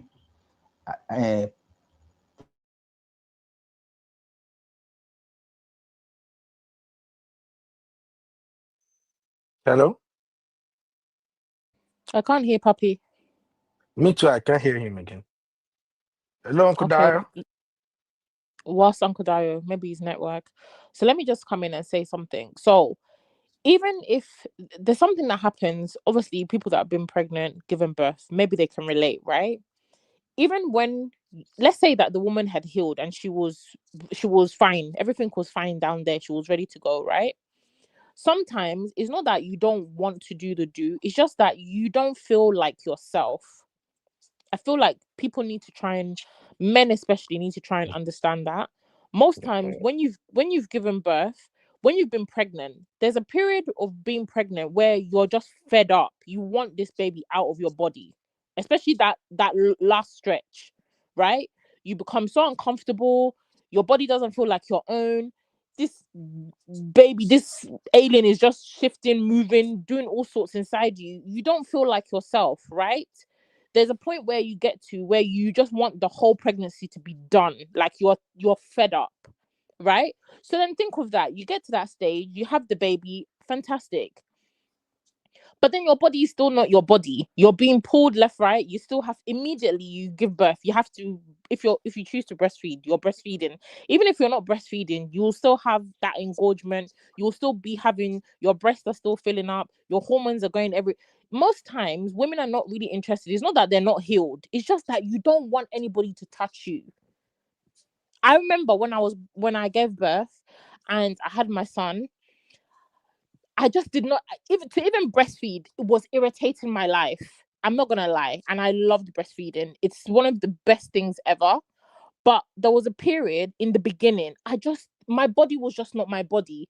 If it was not my mom doing African remedies, tying my tummy, if it was not looking how to express milk when you're properly engorged, if it's not latching on to the baby latching on every 5 minutes to feed, it's like, when do you have time to just breathe and just get back into your body? I don't know if that makes sense. People who have had kids, let me know if you have that feeling. But most time it's just that feeling that you just feel like your body is not your body. And then when you have somebody now wanting to mount you to be doing the do. That thing is so irritating, and I wish men would just understand that it's not that you're being rejected. It's just sometimes we just need to get our body realigned again with our mind, our bodies. Everything is just scattered during that period, especially that first few months of just giving birth, and especially within 4 weeks when you've just given birth. You're not feeling like yourself. I know that when I had my son, I was really, really irritable just because I was breastfeeding constantly. I was not sleeping. My body did not look the same. Like there's so many things. My mom was staying here. She was always tying my tummy. Oh, don't do this. Feed the baby like that. Oh, you're not expressing. Not. It's a lot. So the last thing I'm going to be thinking about is making love to my partner or to my husband. That is the last thing on my mind. And I feel like sometimes men just need to understand it's not always about you. It's just that we just need a moment to recalibrate and just align our body with our mind. You've had a whole human being inside you moving around for like 10, 11 months, right? Sometimes that's how it feels. It feels like you've been carrying a whole person inside you for like 2 years. Now this thing is out of your body. You're still the one that is the baby survival unit, right? So sometimes you just don't have enough in you to give to another person, and that's okay. And I wish men would just understand that not everything is about you and your needs. Sometimes just let the woman be, you know? Sometimes just run her a bath, let her have a bath. Sometimes just don't talk, let there just be peace in the house. Sometimes don't touch me. It's really not that simple. It's really not that difficult. And I wish that if men were just a little bit more in tune with what women really wanted and not always just calculated that it should be of a sexual nature, or when they're ready they need to have sex, oh, the doctor said 6 weeks. Even if it's 6 weeks, sometimes I don't want to at 6 weeks just because I don't want to. That's just what it is. So I don't know if anybody can relate, but I feel like that's how a lot of women feel. You just feel like your body is not your body. You're not confident. You're not ready. And there's a lot of things going on with your body that you just really are not confident and you're not comfortable to start doing the do again. It's really that simple. And I wish men would just understand that sometimes. Yeah, CC. CC. Can you guys hear me okay? I need to practice more. We can hear you. Can you hear me We can hear okay? you. Hey, good. And sorry, I had a natural birth. I didn't even have a cesarean. So that element is a whole nother thing, which is not even in my understanding. So that is a whole nother thing. Just vaginal birth, everything fine, no drugs or anything. And I was still going through it. So I mean, everybody's pregnancy is different. The methods that people go through to have their babies, but men should just be kinder and just be a bit more accommodating. Thanks. Yeah. Let me just see if I can brighten up the mood small, and maybe we can even close this stream, because this is a very emotional topic for a lot of people. Even me with the man, listening to itself is kind of hard for me, and listening to sisters as well as reading the chat now is even make it even more difficult for me. You all know I'm a brotherhood to the core, but this particular one, I don't want to say what's on my mind as regarding this man. And this is where I usually said, you, as a man, you have to marry your best friend. You have to love your wife. You have to understand everything about her, because uh, I'm not somebody in the best place to even talk about this, because I love my wife so much. God knows she's like my air that I breathe. And when she had our first two babies, I wasn't present, but we are talking every day and we do video calls. And in fact, when she had my first baby, uh, BB, that first week, I saw my wife on video. They sent pictures to me. She doesn't look like my wife. She was so big. cheek big everywhere, big. She was looking dark, like at that time, I don't know what postpartum is all about. I won't lie because I was in Nigeria. But something just tells me something is not right. But thank God, 3 months later, she bounced back. When we talk on video, when I say I picture again, she doesn't look like somebody who just had baby 3 months ago. Then when she had my second baby, she did better this time around. Then when we had our son, she's okay, but I was present and my mother-in-law was around with some other mothers, some aunties that came to help. And I saw how they took care of her. And when I saw the amount of hot water they use all the time in the care alone, it traumatized me. Like you go see those water go, the water go hot. Smoke will be coming out of those water. And it's a CS, so there's just so much going on. I'm saying all of this for you to know that for me, it's kind of different. Even it go reach like almost 3 months before we even fit do anything, sef. I just don't know. I just feel like this woman, is she okay?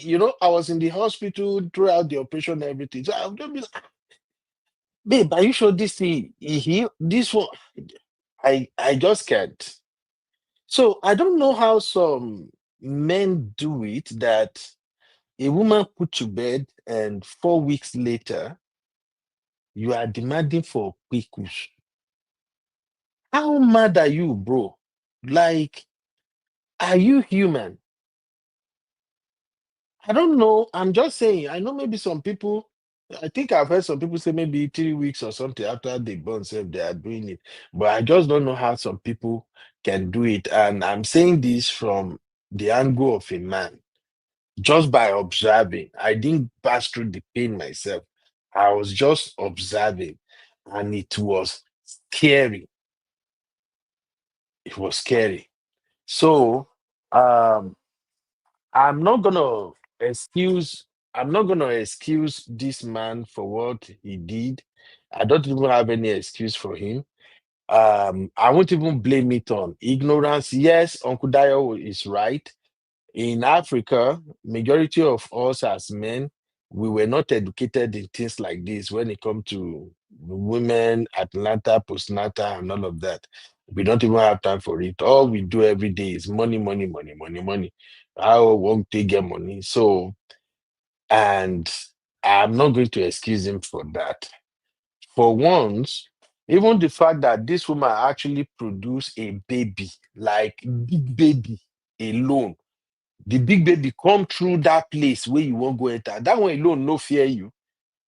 So I don't have so much to say except to maybe I can plead with our sisters here. Maybe the TSC sisters one day you can dedicate one show to educate men on this postpartum thing. And maybe if we share it, some women or some men can actually watch it and understand. Okay, so I really don't have a lot to say about this. I'm not in a better position to say so much. But now, just to light the mood, I have a question. And City and Honey Babe, they are my target this time around. Go on, Yes. go for it. Let's have it. Let's have it. In the words of Abby. Yes. Yes. I remember you, Honey Babe, my sister Achidima, sister Natu. I remember you guys vividly. You fought me like mad when I suggested that sometimes you guys should take a break. Sometimes as couple, you should be at home and practice not to have kerewa for 1 month, sometimes 2 months. You ladies wanted to roast me. You fought me all the way from Man of Prestige to here to everywhere. Una almost won't find me that time. Now only God talk say una never block me, safe. Because I can tell the energy was hot then. That what is this man saying? What are you talking about? Come on, you can. And I'm like, look, this is for everyone good, though. Sometimes as couple, you have to train yourself. You will be home with your wife 1 month, sometimes 6 weeks. You guys will be playing, everything will be fine, everything will be sweet. But please, don't do kerewa. Train your body. Una no agree. And I explained back then that the reason you have to do this is sometimes things might change, situation might come up. Eh? Things might just happen. Somebody can fall sick. It's a way of training your body and your mind. I told you guys then, you could be playing, you can be touching, you can be clogging, do everything, but no kerewa. Una wanted to finish me. Now, this woman we are talking about now, maybe before she got pregnant, she's holding the brother down 5 times a week. Baby. Now the brother body have now gotten accustomed to it that it's almost 1 week, oh, nothing happened. So Sissy and Honey Babe, do you still have that your strong pushback now? Sissy, Honey Babe, Uncle Ben, over you're to you. saying a lot of different things. The reason that we pushed back on it was because you were saying that, oh, men that are doing it every day, are they jobless? Sometimes men don't want to do it all the time. I said that's maybe you. I said go back and listen to the recordings. I said that might be you. It's not every man. There are men that want to do it every day. If you can keep up with them, why not? Right? And then you said, oh, if you do it every day, sometimes they'll get tired. They don't want to even see if you be eating food the same time. Again, that might be you. It is not everybody. Okay, there's some couples Monday to Sunday they can be getting it in, right? It works for them. It doesn't mean that the man is jobless. It doesn't mean that the man is going to get bored. Some couples are just like that. You have a high sex drive. The man has a high sex drive. The two of you are compatible. You be doing it like rabbits. Fine. If it works for you to have your breaks in between, also fine. But to say, oh, it should be the standard that people should basically fast for 1 month, 2 months. If that Bad works for you woman. as a couple, fantastic. But it's not for everybody. I said for me, that's not gonna work. But I get what you mean when you say that, sometimes maybe because of the frequent. But then again, even if they were having it frequently, I feel like there has to be exceptions, right? When she's on a period, is he doing it? Even if you've been doing it every single day. So is that the excuse that you're gonna give? So there's exceptions, right? I don't think a lot of men do it when the woman is on her period, right? Some people do, nothing wrong with it. If that's what floats your boat, go for it. But clearly, you can restrain yourself during that period. Then to me, you should also have the same amount of restraint. If the woman says, "I'm not ready, I've just given birth," you can see. So it just means that the man is just an animal. He's just a goat. That's just what it comes down to. No excuses. But it's good to abstain sometimes just to keep it fresh and keep it funky. There's nothing wrong with that. Okay, Honey Babe, I know I won't start fight with Sissy. I want everybody to go to bed peacefully today. We will renew the fight when I'm free. Maybe Friday, Sissy, if my brother never hijack you. Honey Babe, your take, mama. Yeah, everyone said it all, so I don't really have anything to say. I've kind of calmed down.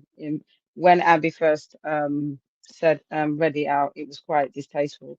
He's a he go, and if it was me, man, is going to jail, is what it is. Consent is consent, but I think personally, it's not even about education, and I do respect what Pappy is saying, but do you need to be educated to know something a child has been pushed out of you? And I don't know for anybody else, and I had two different deliveries. I had a natural birth with just gas and air, no epidural, nothing. And then the second one I had a C-section, as you know, because there was complications.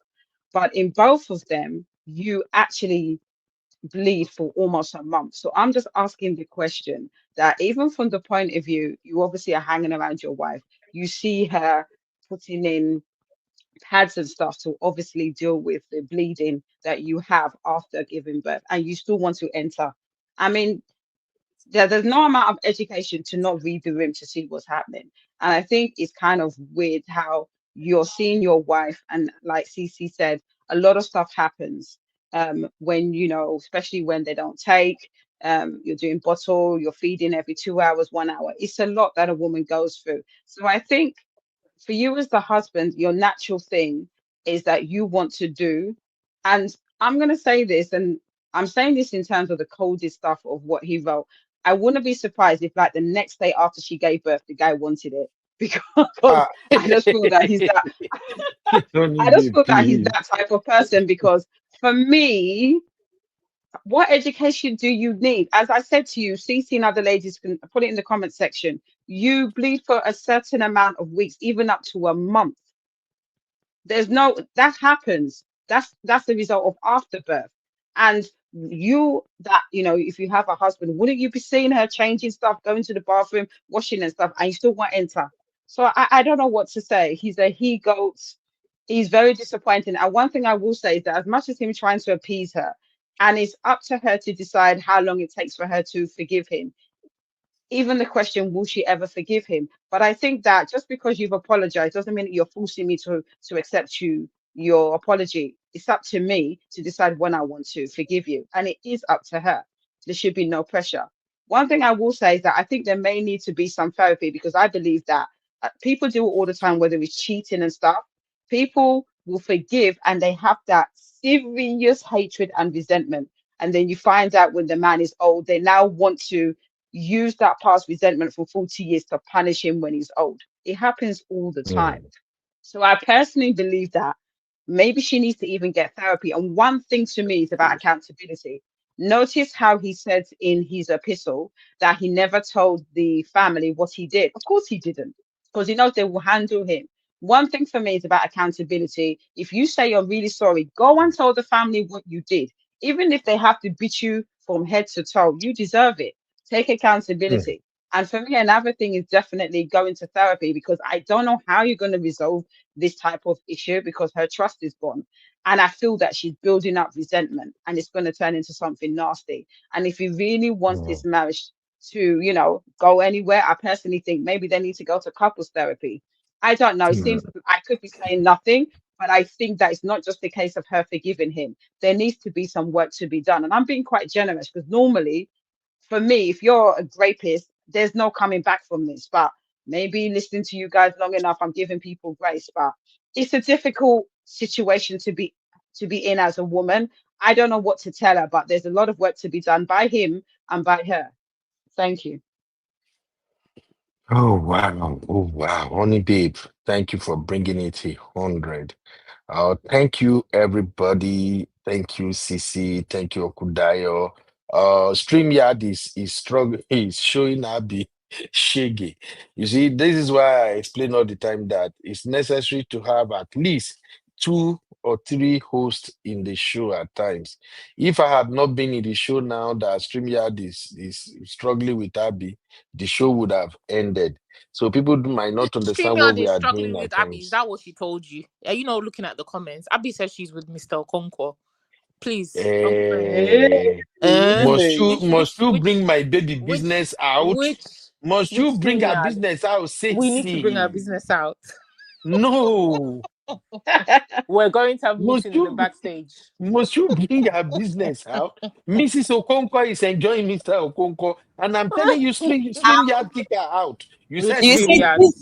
these are the issues. These are the issues, my dear. Abby, where did you go? Tell us the truth. My haters, you know that one of my haters is in the chat. He's the one that he's the one that made my system start moving mad. No problem, my. Anyway, we got to go now. Man of Prestige is live. It's been a while. Let's go and play with our brother. But first off, just let me say this. Apology to all the real fan who might got emotional about the topics we discussed today. And this is where I agree with Auntie Yinka sometimes when Sister Yinka said he doesn't go to Dr. Shola's page. Taika has said that so many times that sometimes she will remove herself, follow again, remove herself. You see, people are sharing some deep real life situation on Dr. Shola's page that some of them seem or sounds like horrible story. But unfortunately, this is the reality of some people. The one Abby shared last, the last story about this man who slept with his wife 4 weeks after she gave birth. This is a common occurrence. It happens a lot in African community. I'm saying African community because I don't know what is happening in other community, but I know this one is very, very common in our community. So I will ask, maybe we should just end the show here because a lot of people actually got triggered with issues we handle today. And this is what makes us unique anyway. We handle difficult conversation and we power through it. We embrace each other, advise each other. And I think step by step, one show at a time, we are making a difference. A brother might see this show today. They might apologize to their wife if they have ever violated them in this manner. Or if you know anyone who doesn't know much about postpartum depression and this issue of career after birth, I will cut this last part and repost it as a single standalone video so you can share the link so people can actually watch it. It's a very emotional topic anyway. Every time this topic comes up, it brings back memories. Even while we're talking, just like Honey Babe say, no, no, no, no, I can't be the first to talk about this. Even me, I don't want to be the first to talk about it because it's really disgusting what that brother did. Although, like Okudayo says, it sounds like he did it out of ignorance, but me, I don't forgive that type of ignorance. You are human first. You should look at the person in front of you. Your wife is not behaving the way she used to be and you are thinking maybe why is she like this? Let's just do it, So that's my final take. CC and Honey Babe, over to you so we can round up. Your final take, my sisters. And Mrs. Okonkwo is back in the building too. So your final take. Let's give her the floor. Go for it. Mrs. Okonkwo, over to you, ma. Mr. Okonkwo, where are you? They are mocking me. Okay, but I don't have anything to say now. This thing just stressed me now, so I don't have anything to say. This StreamYard. I missed a bunch of a chunk of the show. Let's end. I'm okay. I don't have anything to say either. So, Cece, I don't have anything. My I think you final said it all. take, The men, issues are very deep. be kind to women. Be a bit more, show a bit more empathy. Show a bit more patience. No, give us a lot more patience and a little bit more love. I think that for me is the main. The only topic that I didn't talk about was the lady with the one where the man had the kids. The woman had the kids, right? I'll drop my thought in the backstage because I have an interesting perspective. But I just think that men just be a little bit more kind to women. We go through a lot. Not every day is about thinking about your meat and two veg. Okay, sometimes you can rest, you can fast, do other things. But yeah. Thank you very much. Well said, Cece. Sorry. Actually, I have a quick question. You know that I've always thought that the point, because I know there's a lot of nonsense on social media about how you can't be friends with the opposite sex without them wanting from you. Well, I believe that. I mean, I don't believe. Why would you believe that? I don't believe that because for me, is this not where your friends come in? Your cousins, your sisters, your aunties. To do what? I think to give if a friend of mine comes to me about this nonsense, I'm going to give me a dirty slap first of all, and tell him. I feel like that's one of the issues that we have with a lot of these things, right? For instance, I'll say something that is very important. I have this whole being Gen Z. There's this whole connotation that your friend can come to you, your male friend can come to you about cheating, or can use you as an alibi. Or I'll give you an example. I can be chilling with my boyfriend. I'm chilling with Mr. Okonkwo, and Mr. Okonkwo's friend will come with another babe that is not his wife. As in, what has given you the audacity? And I'm saying this because I faced this in my previous relationship where you're expecting me to be one of the guys. I'm not one of the guys, because if I can let your best friend bring another girl that I cannot recognize, you can do it sweet behind my back. So all of you are mad. All of you are mad. And this happens a lot in a lot of those sort of dynamics with friendships where you want to use me as an alibi. You want me to go and beg a girl that you cheated on because she likes me and she's cool with me. These things happen all the time in dynamics. And it's even the audacity of you to think that Abby will consign something like this, right? So I'm putting things into perspective. where these friendships are concerned. For me, I feel like women, we have a lot of understanding of these things. And I wonder where we come in when it comes to the men that we have around us. My brother now has a child that is only like 7 weeks old now. And I can imagine that this sort of thing, like where would I come in as a sister where at least I am, should I say, interested in women. I'm a feminist and I have a lot to say where there's no way I will back my brother with this sort of conversation. There's no way.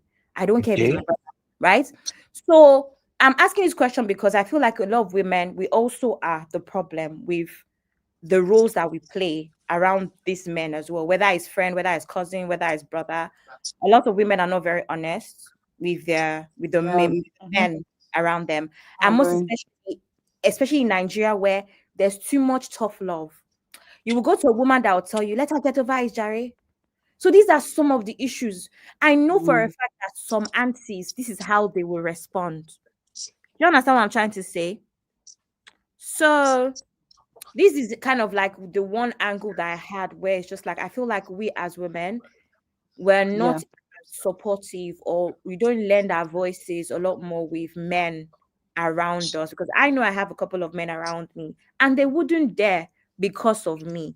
And even when they have to come and say certain things that they've done to their girlfriends and all, they know my stance already. And sometimes some of them will even say that they purposely did not tell me a long time ago. They're just telling me now it happened 2 weeks ago because they were scared. Because they know my stance on these things.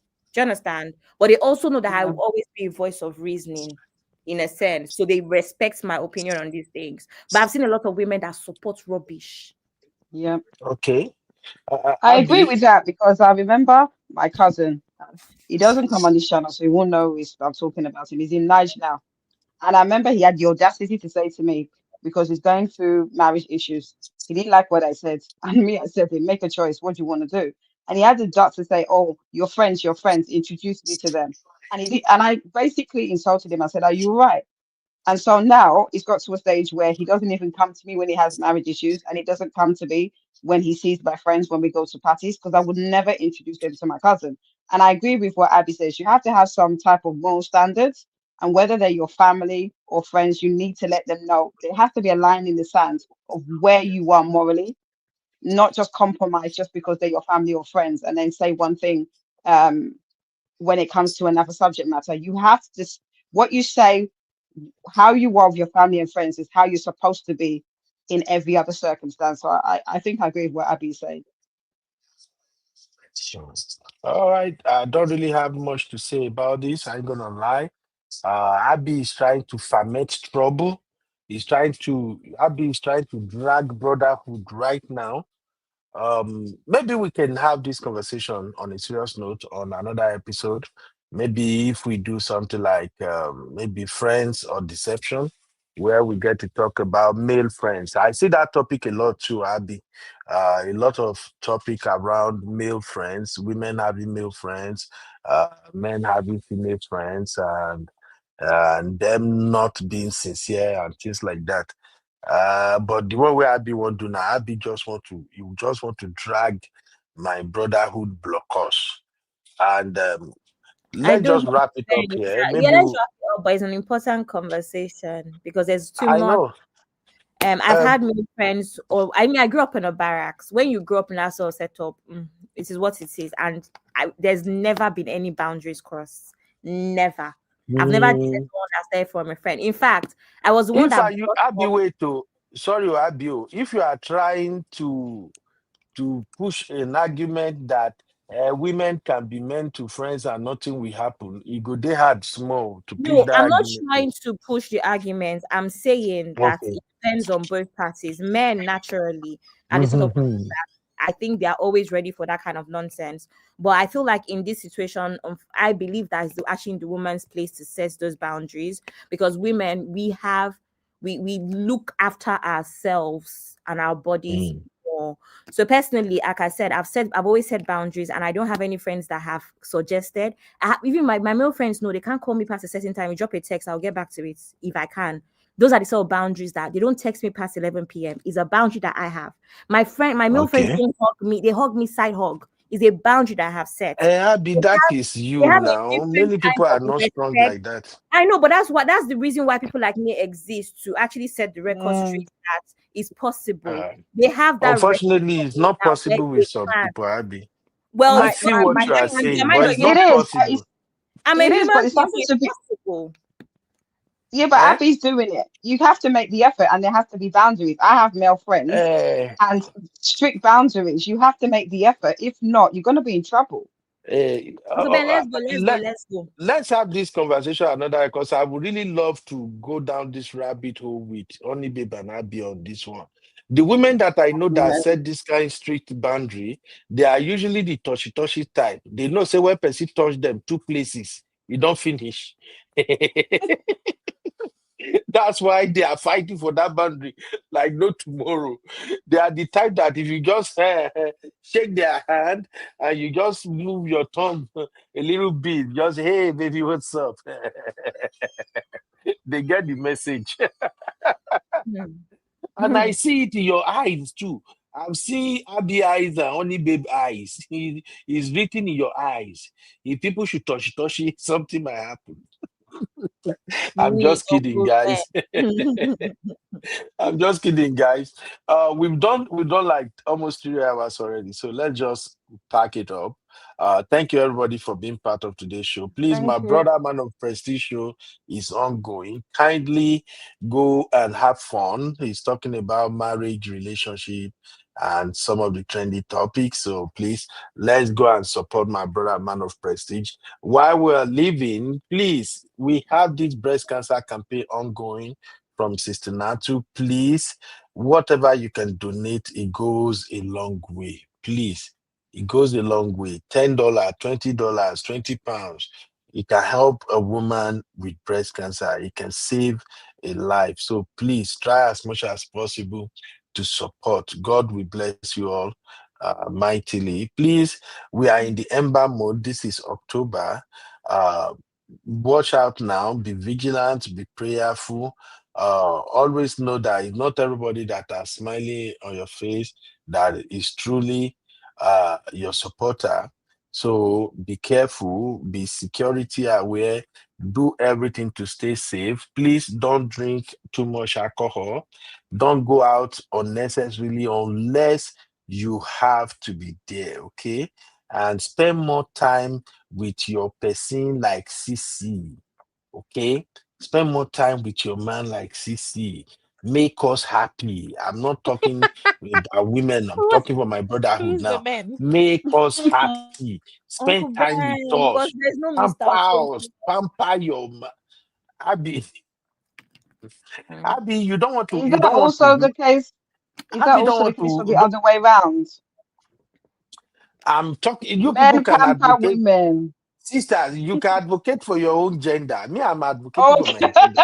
Pamper your man. This is December. We have worked January to October. We are getting closer to December. This is the time for you to pamper your man, treat them right. When you are with us, don't hold your phone. Give us full attention. Be intentional. Stop ignoring us. Oh, that reminds me. Make una no verse. I have to ask this one before we leave here. But thank God, I still get my Wahala sisters here.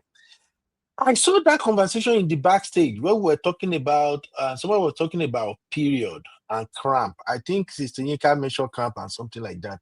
Now, this is my question, because I think Chucky or somebody mentioned the fact that some people, they pretend with this cramping thing. No, not Chucky. I think somebody posted, maybe Which Abby, day did see this somebody conversation said happen? that It's not today, Uncle Ben. How many years today, did this take today, us? I saw it at the backstage when Really? you shared this last story about this man Oh, it's trying to me sleep that with it. said I it. think It's one me that said conversation it. come another hand. So it's not Chucky. But I think one guy was saying that women sometimes they pretend with period or something. And my question is this: can a woman who is complaining of stomach cramp during period, can she be watching TV and filing her fingerlings with fruit This juice question. on the table? This question is very Do you specific. want do you want us brotherhood to believe stomach cramp is really cramping? That's just my question.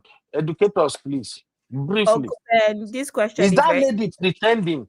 Or is she really going through stomach cramp? And why she is finding her fingerlings, and at the same time she's drinking juice and watching her favorite Nigeria movie?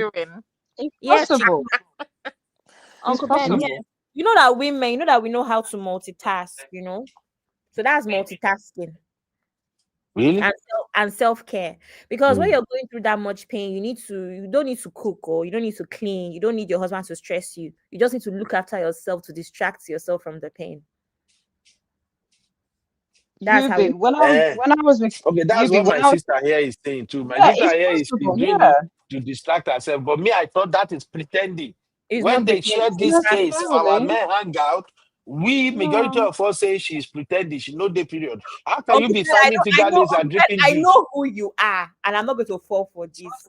She's not pretending. it's possible, Yubi, because Hmm? like I said, I remember recovering from a C-section and I had to go to Boots. I was in immense pain, as in I was prescribed very heavy, very, very, very heavy painkillers. Yet I had to go to the chemist. I didn't drive, I wasn't allowed to drive, but I walked. Biggest mistake of my life. But luckily it was just the end of the road. And I did it. Will someone say to me that if they see me in a chemist, say that I'm not in pain? No. So, it depends. And some period pain, there's the spectrum. There's a spectrum. It can be quite bad and you can still watch TV and Netflix, but you're off work because it's quite bad. Or you can be literally sleeping and in agony. There's a spectrum of period pain. If I'm watching Netflix and I've got a hot water bottle and I've taken cocodamol, does that mean that I'm not in pain? Okay, Ben, answer. This question has to be for you. We will continue the conversation. Thank you, ladies Okay. and gentlemen. Thank you, Hey, honey you said babe. I'm Thank you, not following. What do Sese. you mean I'm Thank not you. following? No, honey babe, there's this trend, right? When men say something that sounds funny, Oh, they're trying to kind of put us in a tight corner. You just agree that you don't know what they're saying. okay. Sorry, I don't know. Yeah, you're right. You be sorry. I'm old. I didn't catch Sure, on. you see them. Sure, you see So yeah, 419 them. that's what I was trying to do. See Sorry, 419 them. I We don't caught on. forgive No you vex. people. Yeah, So, honey babe, now you are pretending you don't know what I'm saying. I don't know what you're talking about. I don't know what you're talking about though. She's in so much pain. She's very close When I to carry that dying while I go. and drinking juice. All right. Good night, sir. Good night, honey babe. Bye, CC. See you Bye. later. Take care. Bye-bye. Bye, everyone. Thank you, everybody. Thank you, Abby. Uncle Ben, I have a question before you go. Oh my What's the god. question Why again? did Abby you to put your our long. picture? You could have put CC here, put Abby here, put Honey Babe here, put sister. You had many pictures. You now went to bring. Who are these people, Uncle Ben? Who are these random people? Oh yeah, that's true. You went to bring fake people. Huh? When you have Okay, real people. do you guys want me to confess? Confess. I didn't plan on this thing. When I was gonna do the rant I did this morning, because I know it's gonna be on vertical format and it will attract a lot of viewers. I'm just looking for something to serve as a placeholder before I start. So I just came up with this idea. So I'm like, oh, this is really brilliant. What I wanted to do initially was to ask the real fam, anybody who really don't mind, who would like to grace our this thing, to send their pictures so that I can put all of them in a grid, including mine. So, but because it was not thought ahead of time, so I'm kind of hasty. I just okay, let me do this sample. So I just went to Google this picture. That's just the truth. I don't know anybody there at all. Of course, no, you don't know anybody there. All right, bye, Uncle Ben. Thank you. Enjoy Thank your you, Mama. time at work. Bye. Yeah, thank you, everybody.